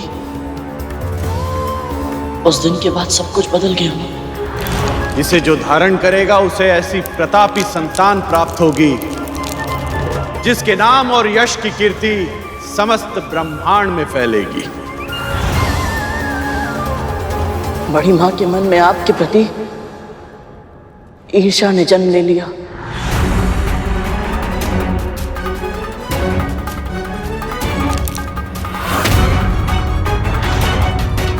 और मैं समझ ही नहीं पाई। अवगुण ऐसे ही होते हैं माँ, समय रहते हम उन्हें पहचान नहीं पाते। कभी कभी हम स्वयं उसका शिकार बन जाते हैं और हमें आभास भी नहीं होता।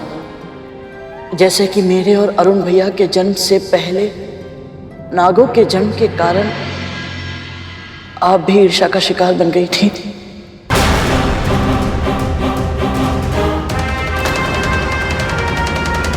और आपको पता भी नहीं चला था। अब मुझे ज्ञात करना ही होगा कि डिमों के भीतर मेरी संतान पल रही है या नहीं।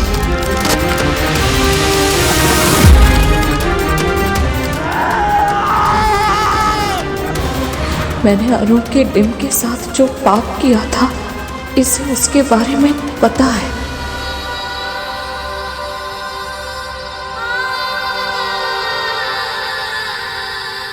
माँ, मैं आपकी भावनाओं को समझता हूँ। कब आपकी ममता ईर्ष्या में बदल गई आपको भान तक नहीं हुआ।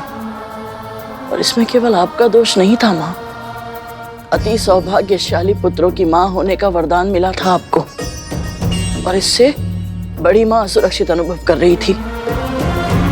और इसीलिए उन्होंने आपके मस्तिष्क में संदेह के इतने बीज बो दिए कि आप ठीक से कुछ समझ ही नहीं पाई। और फिर जब क्रोध में आकर अरुण भैया ने आपको भीषण श्राप दिया, आपने उसे अपनी नियति मान लिया। फिर आपने जो किया उसके कारण अपराध बोध में आप इतनी अधिग्रस्त हो गई थी माँ कि उचित निर्णय लेने में असमर्थ हो गई थी। इसीलिए बड़ी माँ के बिछाए हुए जाल को आप देख नहीं पाए और बस उसमें फंसती चली गई। और फिर अरुण भैया के अर्ध विकसित स्वरूप में जन्म लेने का पूरा दायित्व आपने अपने ऊपर ले लिया और बहुत ही शीघ्र बड़ी माँ को क्षमा कर दिया, जबकि बड़ी माँ क्षमा के योग्य ही नहीं थी। जो हुआ उसके लिए मैं कदरू दीदी को दोष नहीं देती, त्रुटि तो मेरी है ना।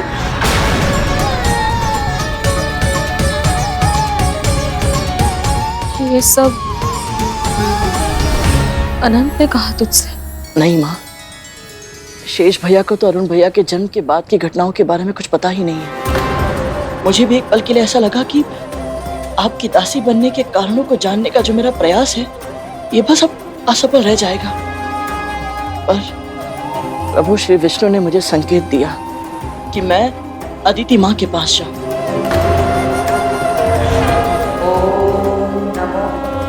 नारायणाय नमः।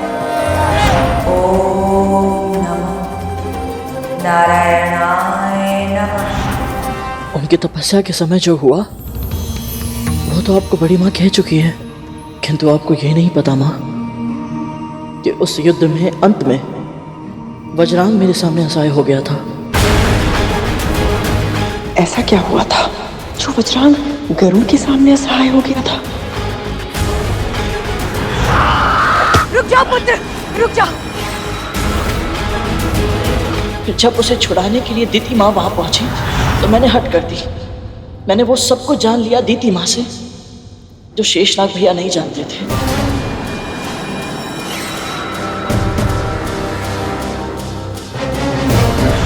जब तक हमें उसके सामर्थ्य का अनुमान पूर्ण रूप से नहीं लग जाता, हमें विंता को जीवित रखना होगा।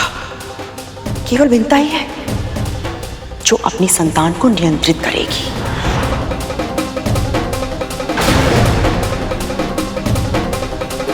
तो दीति ने बताया है इसे मेरा सत्य।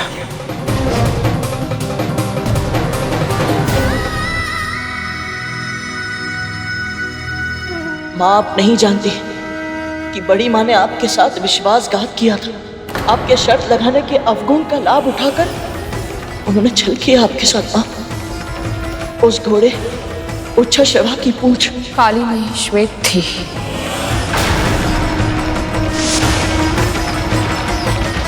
और ये सिद्ध करने के लिए उनके पुत्र नाग के रूप में उसकी पूंछ से लिपट गए थे। अर्थात आपको पता था कि आपके साथ छल हुआ है? प्रारंभ में नहीं पता था। जब उन्होंने कहा कि मैं अपना वचन ना तोड़ूं, इसके लिए आजीवन उनकी दासी बनने की सौगंध लेनी होगी, तब मैंने अपने निकट उनके 1 सहस्त्र पुत्रों को नाग के रूप में सरकते देखा।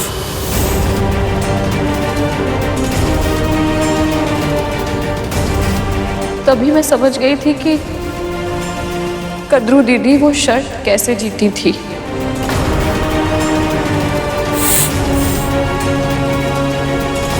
फिर भी आपने उनसे कोई प्रश्न नहीं पूछा।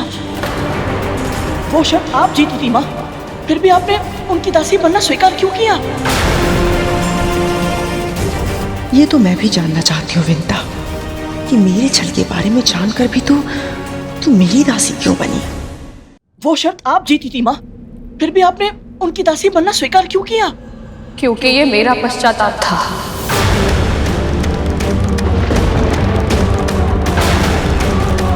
भले ही कद्रू दीदी धोखे से वो शर्त जीती थी, पर शर्त लगाकर जुआ खेलने का महापाप तो मैंने किया था ना। और ये पहली बार नहीं था, उससे भी पहले कई बार केवल आनंद के लिए कुछ दांव पर लगाकर युद्ध क्रीड़ा करना मेरा स्वभाव बन चुका था गरुड़। यदि उस दिन भी मैं शर्त जीतने का प्रयास करती तो मेरा पाप और अधिक बढ़ जाता।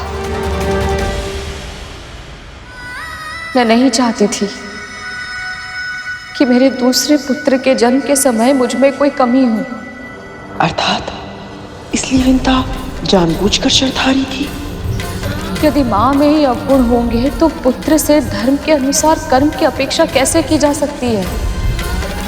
मैं स्वयं को सभी अवगुणों और विकारों से मुक्त करना चाहती थी ताकि मैं तेरे सम्मान की अधिकारी बन सकूं।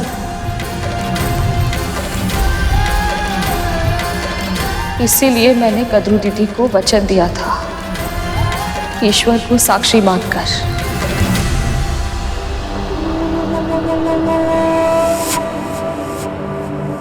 तू जानता है, मेरा वचन ही मेरा सत्य है और मेरा सत्य ही मेरा धर्म। मैं अपने धर्म से विमुख नहीं हो सकती गरुड़।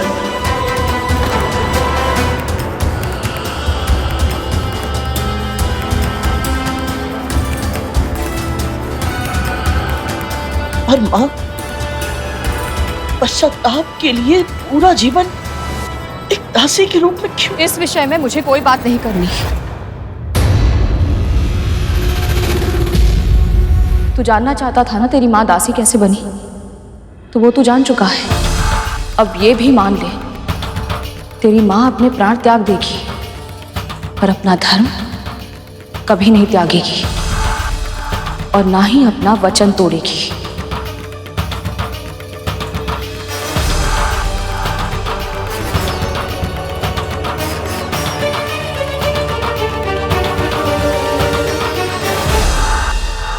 ये तो मैं जानती थी कि विंता तेरे लिए वचन और धर्म सर्वोपरि है और तेरी इसी विवशता का लाभ उठाऊंगी मैं।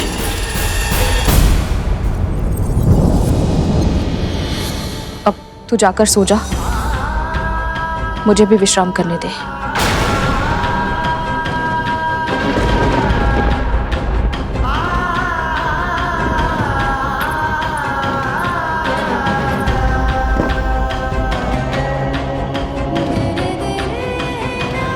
जब माँ ही नहीं चाहती तो इन्हें दास्ता से मुक्त कैसे कराऊंगा मैं?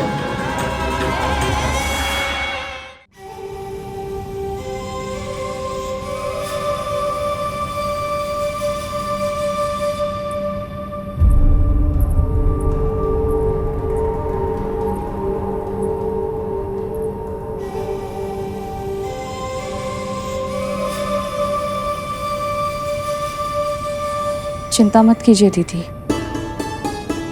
मैं अपना वचन नहीं तोड़ूंगी। तेरी चिंता नहीं है मुझे, किंतु तेरा पुत्र, वो भी आपको या आपके पुत्रों को कोई हानि नहीं पहुंचाएगा। तू इतने विश्वास के साथ कैसे कह सकती है? जब तेरा पुत्र तुझे बिना बताए वैकुंठ जा सकता है, असुरों के साथ युद्ध कर सकता है, तो वो कुछ भी कर सकता है। बहुत शक्तिशाली है वो और उत्तरदायी भी है। वो अपनी शक्ति का प्रयोग किसी अनुचित कार्य के लिए कभी नहीं करेगा। उसमें मेरे संस्कारों के साथ साथ अपने पिता के गुण भी हैं। देखिए उसे, इतना कुछ जानने के बाद भी कितनी शांति से चैन की नींद सो रहा है।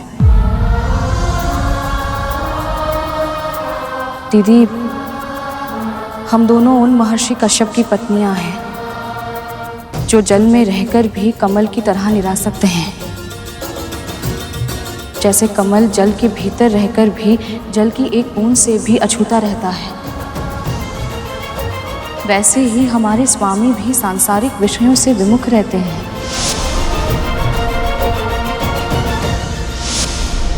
ये सब मुझे ज्ञात है। तू वो बता जो तुझे लगता है कि मुझे नहीं पता है।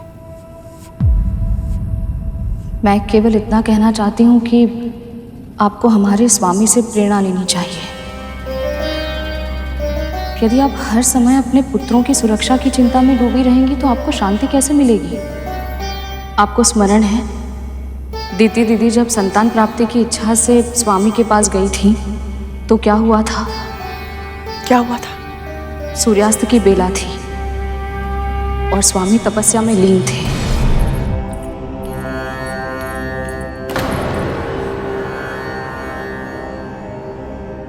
कहिए देवी। कल्याण। स्वामी, मुझे अदिति दीदी की तरह संतान चाहिए। तथास्तु। स्वामी, मुझे अभी चाहिए। अभी अभी अभी तो सूर्यास्त हुआ है देवी, और यह उचित समय नहीं है संतान धारण करने के लिए। इस बेला में संतान धारण करने से उनमें तामसिक गुण आ जाते हैं देवी, और बड़े होने पर उनमें दुष्ट प्रवृत्ति पूरी तरह से छा जाती है। इसलिए हमें उचित समय की प्रतीक्षा करनी होगी, ताकि आप केवल तन से ही नहीं, मन से भी चरित्रवान और शक्तिशाली पुत्रों को प्राप्त कर सके, जो सदैव अपने धर्म के मार्ग पर चले।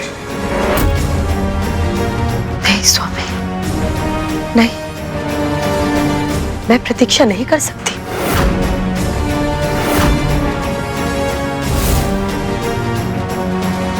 तू मुझे जितना भी समझा ले विंता, किंतु मेरे पुत्रों का ही सर्वस्त्र राज होगा, जो गरुण के जीवित होते हुए संभव नहीं है।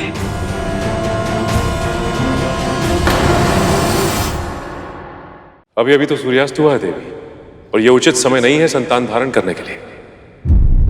इस बेला में संतान धारण करने से उनमें तामसिक गुण आ जाते हैं देवी, और बड़े होने पर उनमें दुष्ट प्रवृत्ति पूरी तरह से छा जाती है। नहीं स्वामी, नहीं, मैं प्रतीक्षा नहीं कर सकती। पति के समय पर पत्नी का भी कुछ अधिकार अवश्य होता है, और पति पत्नी के संबंधों में पत्नी की इच्छा का सम्मान होना चाहिए स्वामी। यदि यही आपकी इच्छा है देवी, तो हम अपने कर्तव्य का पालन अवश्य करेंगे।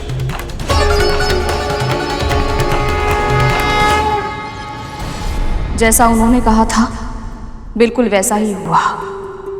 असुरों में जन्म से ही तामसिक गुण थे। वो स्वभाव में क्रूर थे और दूसरों की पीड़ा में ही आनंद लेते थे।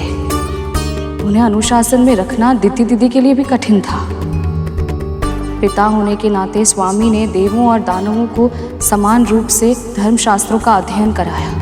देवताओं ने अपनी शिक्षा का अर्थ भी समझा और उसे विश्व कल्याण के लिए अपने कर्म में भी उतारा। पर असुरों ने धर्म और तपस्या का मार्ग केवल तब चुना जब उन्हें ईश्वर को विवश करके वरदान लेना था, और फिर उन्होंने उस वरदान का उपयोग सदैव विनाश के लिए ही किया। जब ऐसा बार बार होने लगा तो स्वामी अपनी संतानों से निरासक्त हो गए। शिक्षा देने के बाद उन्होंने सभी संतानों को अपने कर्म के अनुसार फल भोगने के लिए छोड़ दिया। अपनी संतानों के विवादों में ना वो किसी की रक्षा के लिए बीच में आए और ना ही किसी के समर्थन के लिए। जैसे ना वो मेरे लिए आए, ना ही मेरी संतानों के लिए, है ना? मैंने ऐसा नहीं कहा दीदी। नहीं कहा, किंतु कहना यही चाहती थी ना। तेरा पुत्र वैकुंठ से लौट आया तो तू अपना स्थान भूल गई है। मत भूल कि तू एक दासी है। तू मुझे ज्ञान देने का प्रयास कर रही है। मुझसे एक ज्ञान ले, ध्यान से सुन। पिता निरासक्त हो सकते हैं, किंतु एक मां अपने तन से एक नए जीवन को जन्म देती है, तो वो भला अपनी संतानों के लिए निरासक्त कैसे हो सकती है? उसकी केवल इतनी ही कामना होती है कि उसके पुत्रों का भविष्य उज्जवल हो। वो केवल इतना चाहती है कि उसके पुत्र शक्तिशाली हो, समस्त संसार का सुख भोगे और सब पर राज करे। मां होने के नाते मेरे पुत्रों के लिए जो आवश्यक होगा मैं वो सब करूंगी।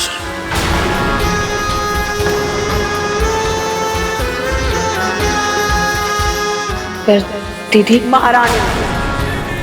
महारानी हूं मैं। इसके पहले कि मेरी क्रोध की सीमा पार हो, चली जाए यहां से।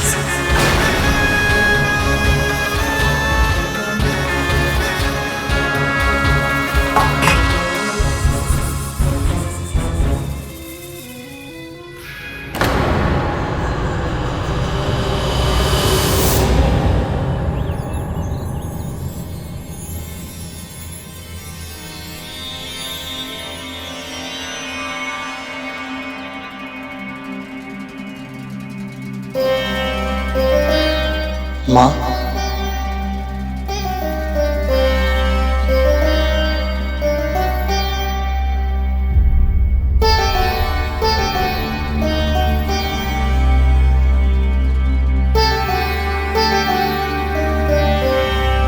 महारानी,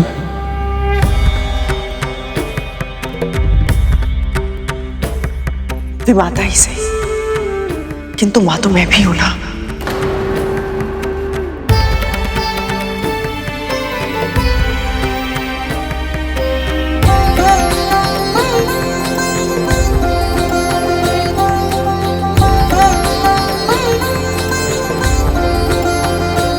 क्या देख रहा है तू? अपना सौभाग्य। मैं उन्हें देख पा रहा हूं जिन्हें देखना दुर्लभ है।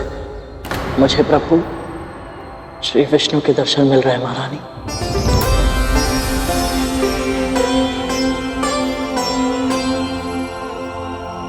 मुझे तो वहां कुछ नहीं दिखाई दे रहा। तुझे प्रभु कहां से दिखाई दे रहे हैं? जब से मैं वैकुंठ में उनके दर्शन करके आया हूं, तब से जब भी मेरा मन थोड़ी देर के लिए स्थिर होता है, तो मुझे सभी वस्तुओं में, वातावरण में, चारों दिशाओं में बस प्रभु ही दिखाई देते हैं। किंतु ये कैसे संभव है? जब मन में शंका का अंधेरा नहीं, भक्ति का प्रकाश निवास करता हो, तो सब कुछ संभव है महारानी।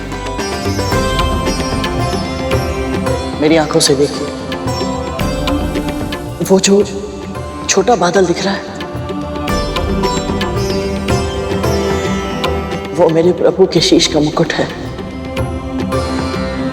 और उसके नीचे जो एक हल्का बादल है, वो उनका श्याम सुंदर मुख है।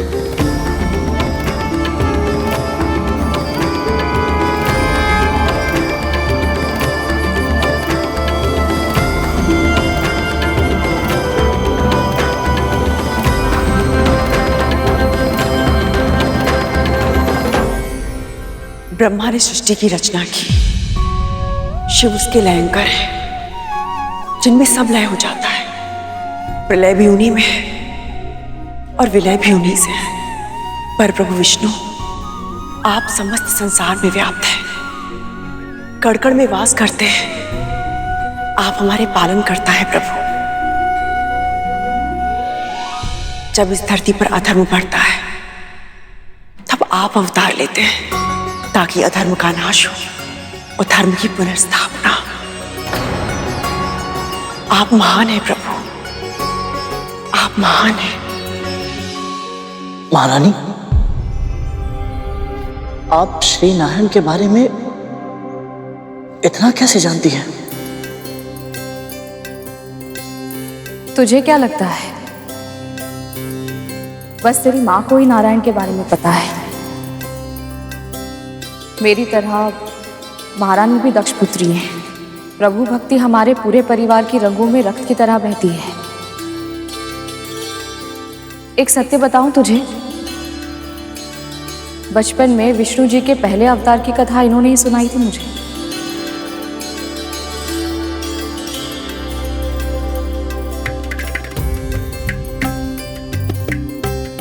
विष्णु जी का अवतार? सत्य मां, प्रभु ने पृथ्वी में जन्म लिया था। पर कौन सा अवतार मां, और क्यों? प्रभु विष्णु कहते हैं, जब जब धर्म की हानि होती है और अधर्म की वृद्धि होती है, तब तब सत्पुरुषों का उद्धार करने के लिए, पापियों का विनाश करने के लिए और बुराई को मिटाने के लिए तथा धर्म की पुनर्स्थापना करने के लिए वो प्रकट होते हैं। महारानी, मुझे इस कथा को जानने की बहुत इच्छा हो रही है। हम सभी सुनना चाहते हैं महारानी, और आपसे अधिक सुंदर ढंग से इस कथा को और कोई नहीं कह सकता। सुनाइए ना। ठीक है।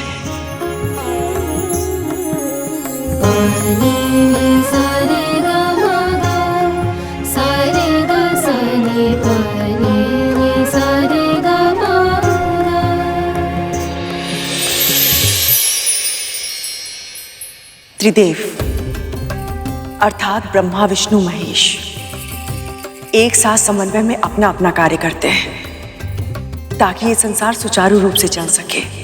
मानव के समय के अनुसार 6 माह का एक अयन होता है। वर्ष में 2 अयन होते हैं, उत्तरायण और दक्षिणायन। एक उत्तरायण देवताओं के लिए 1 दिन के बराबर होता है और एक दक्षिणायन 1 रात्रि के बराबर। इसी प्रकार जब देवताओं के 12 सहस्त्र दिव्य वर्ष पूरे होते हैं तब पूरा होता है चतुर्युग। चतुर्युग 4 युग अर्थात सतयुग, त्रेता युग, द्वापर युग और कलयुग।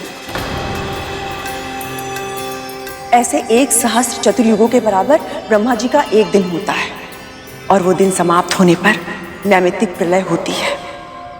समस्त सृष्टि का विनाश हो जाता है। भूलोक, भूर्वलोक, स्वर्गलोक सब नष्ट हो जाते हैं। और इस महाप्रलय के बाद ब्रह्मा जी के 1 दिन के बराबर उनकी 1 रात्रि होती है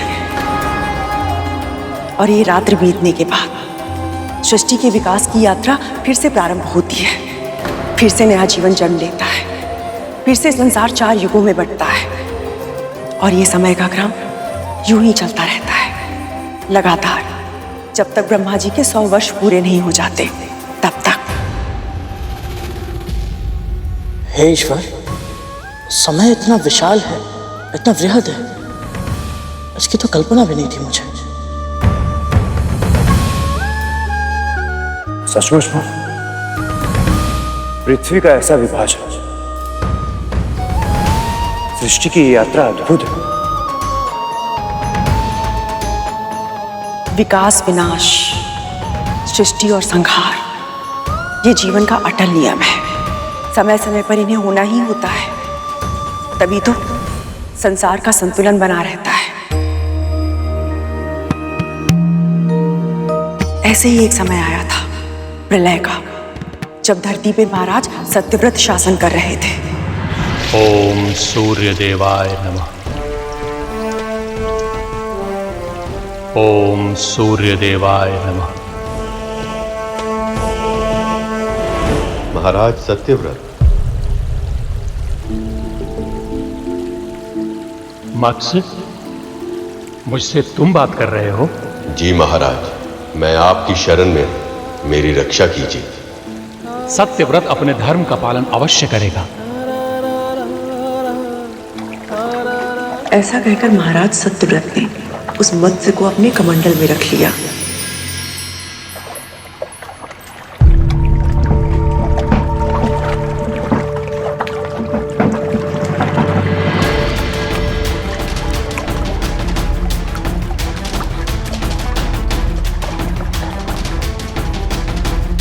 पर शीघ्र ही उस मत्स्य के आकार में वृद्धि हो गई और कमंडल उसके लिए छोटा पड़ने लगा।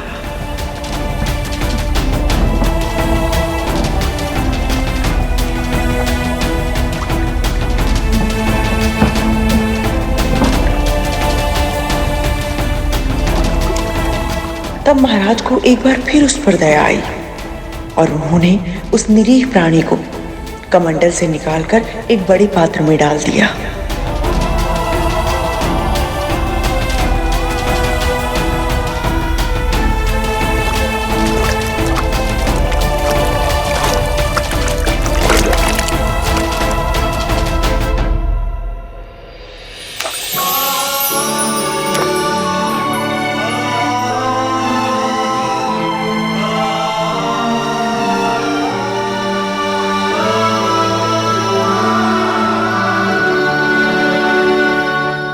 एक दिन तीव्र ध्वनि से चौंककर जब महाराज उस कक्ष में आए तो उन्होंने देखा कि वो बड़ा पात्र भी उस मत्स्य को समा पाने में सक्षम नहीं था। मत्स्य का आकार और भी बढ़ चुका था, पात्र टूट चुका था और मत्स्य अपने जीवन के लिए संघर्ष कर रहा था।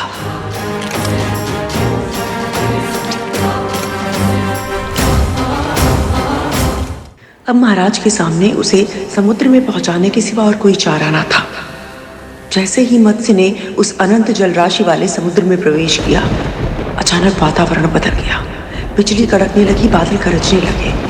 अंधकार और प्रकाश के संयोग से अलौकिक दृश्य छा गया और महाराज सत्यव्रत को उस मत्स्य की महिमा का आभास हो गया। आप कोई साधारण मत्स्य नहीं है, अवश्य ही कोई दिव्य आत्मा है।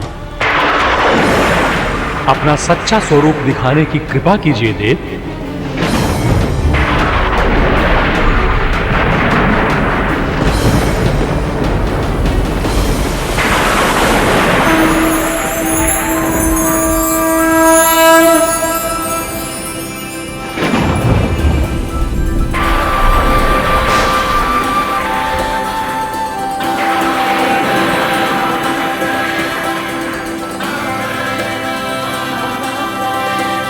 प्रणाम प्रभु।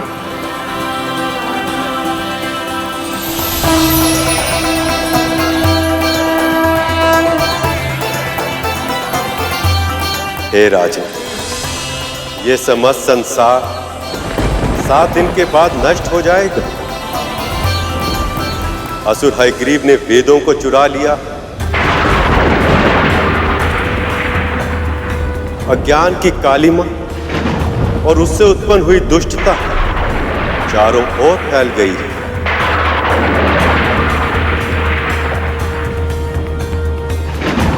संसार में अधर्म और पाप छाया हुआ, इसलिए मैंने हयग्रीव के प्राणों का अंत करने के लिए और उसके द्वारा फैलाई गई बुराई को पूर्ण रूप से समाप्त करने के लिए मत्स्य रूप में यह अवतार लिया।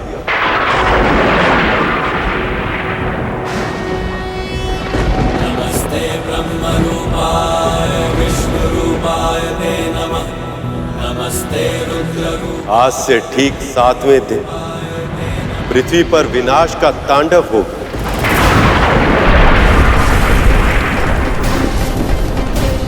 भयानक वर्षा होगी, समुद्र का जल स्तर इतना अधिक बढ़ जाएगा कि पूरी पृथ्वी उसमें डूब जाएगी।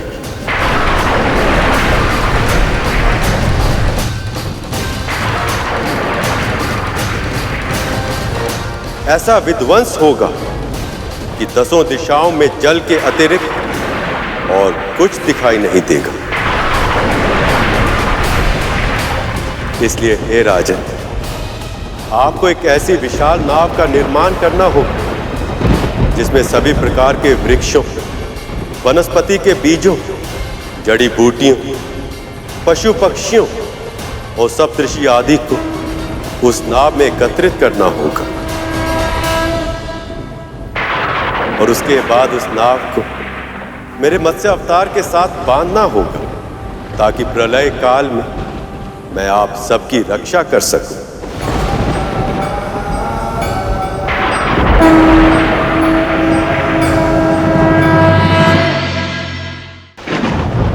कालांतर में जब सृष्टि का सृजन होगा तब उस नए संसार की आप प्रजापति कहलाएंगे। विनाश के मध्य जीवन के संरक्षण और विकास का दायित्व आपको ही निभाना होगा।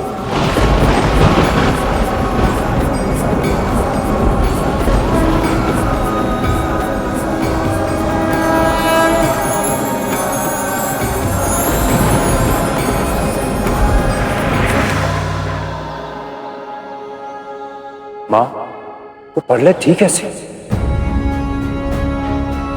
और मां विष्णु जी ने मत्स्य अवतार लेकर सबको मृत्यु के मुख से सुरक्षित बाहर कैसे निकाला, ये भी बताइए ना। प्रभु विष्णु के आदेश से प्रेरणा पाकर महाराज सत्यव्रत ने एक विशाल नाव बनाई। तभी अचानक वातावरण बदलने लगा, सूर्य की किरणें बरसने लगी और उसके भीषण ताप के प्रभाव से पेड़ पौधे जलने लगे। हयग्रीव चारों वेदों के साथ समुद्र में छुपा था। तभी प्रभु विष्णु आधे मानव और आधे मत्स्य अवतार में उसके सामने आए। उन्हें देखकर हयग्रीव उनकी दृष्टि से ओझल होने का प्रयास करने लगा, किंतु मत्स्य की गति अधिक थी। वो जिस दिशा में जाता मत्स्य उनके सामने आ जाता। अब असुर घबराने लगा, शीघ्र ही ज्वालामुखी फटने लगा। पिघला हुआ लावा अपने मार्ग में आने वाली हर वस्तु को जलाने लगा। पहाड़ों पर हिम पिघलने लगी और फिर आई हिम की आंधी। उधर हयग्रीव उस विशाल मत्स्य को देखकर चिंतित था। अपने दिव्यास्त्रों से बार बार वो उन पर प्रहार करने लगा। तभी तभी मत्स्य ने अपना मुंह खोला और सारे तीर, भाले, अस्त्र शस्त्र सब अपने मुख में समा लिए। ये देखकर हैग्रीव व्याकुल हो उठा। उसके हाथ से छूटकर चारों वेद नीचे गिरने लगे। इसके पहले कि समुद्र तल की गहराइयों में वो सदैव सदैव के लिए खो जाते, मत्स्य ने गोता लगाकर उन्हें अपने मुख में रख लिया। क्रोधित हैग्रीव उन पर आक्रमण करने का प्रयास कर रहा था। तभी प्रभु ने मत्स्य अवतार लेकर एक ही बार में उस असुर का पेट चीरकर उसका वध कर दिया। हैग्रीव का वध होते ही अन्य पशु, राक्षस, दानव और बुरी शक्तियां तड़प तड़प कर अपने प्राण त्यागने लगी। धरती पापियों के बोझ से मुक्त हो गई थी।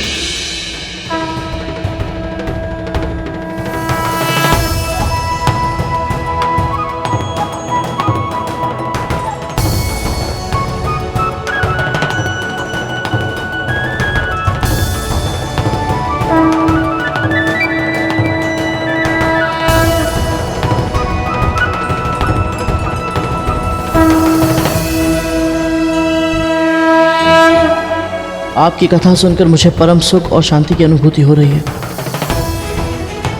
किंतु माँ की दास्ता का भार अभी मेरे मन को खाए जा रहा है। कृपा करें महाप्रभु।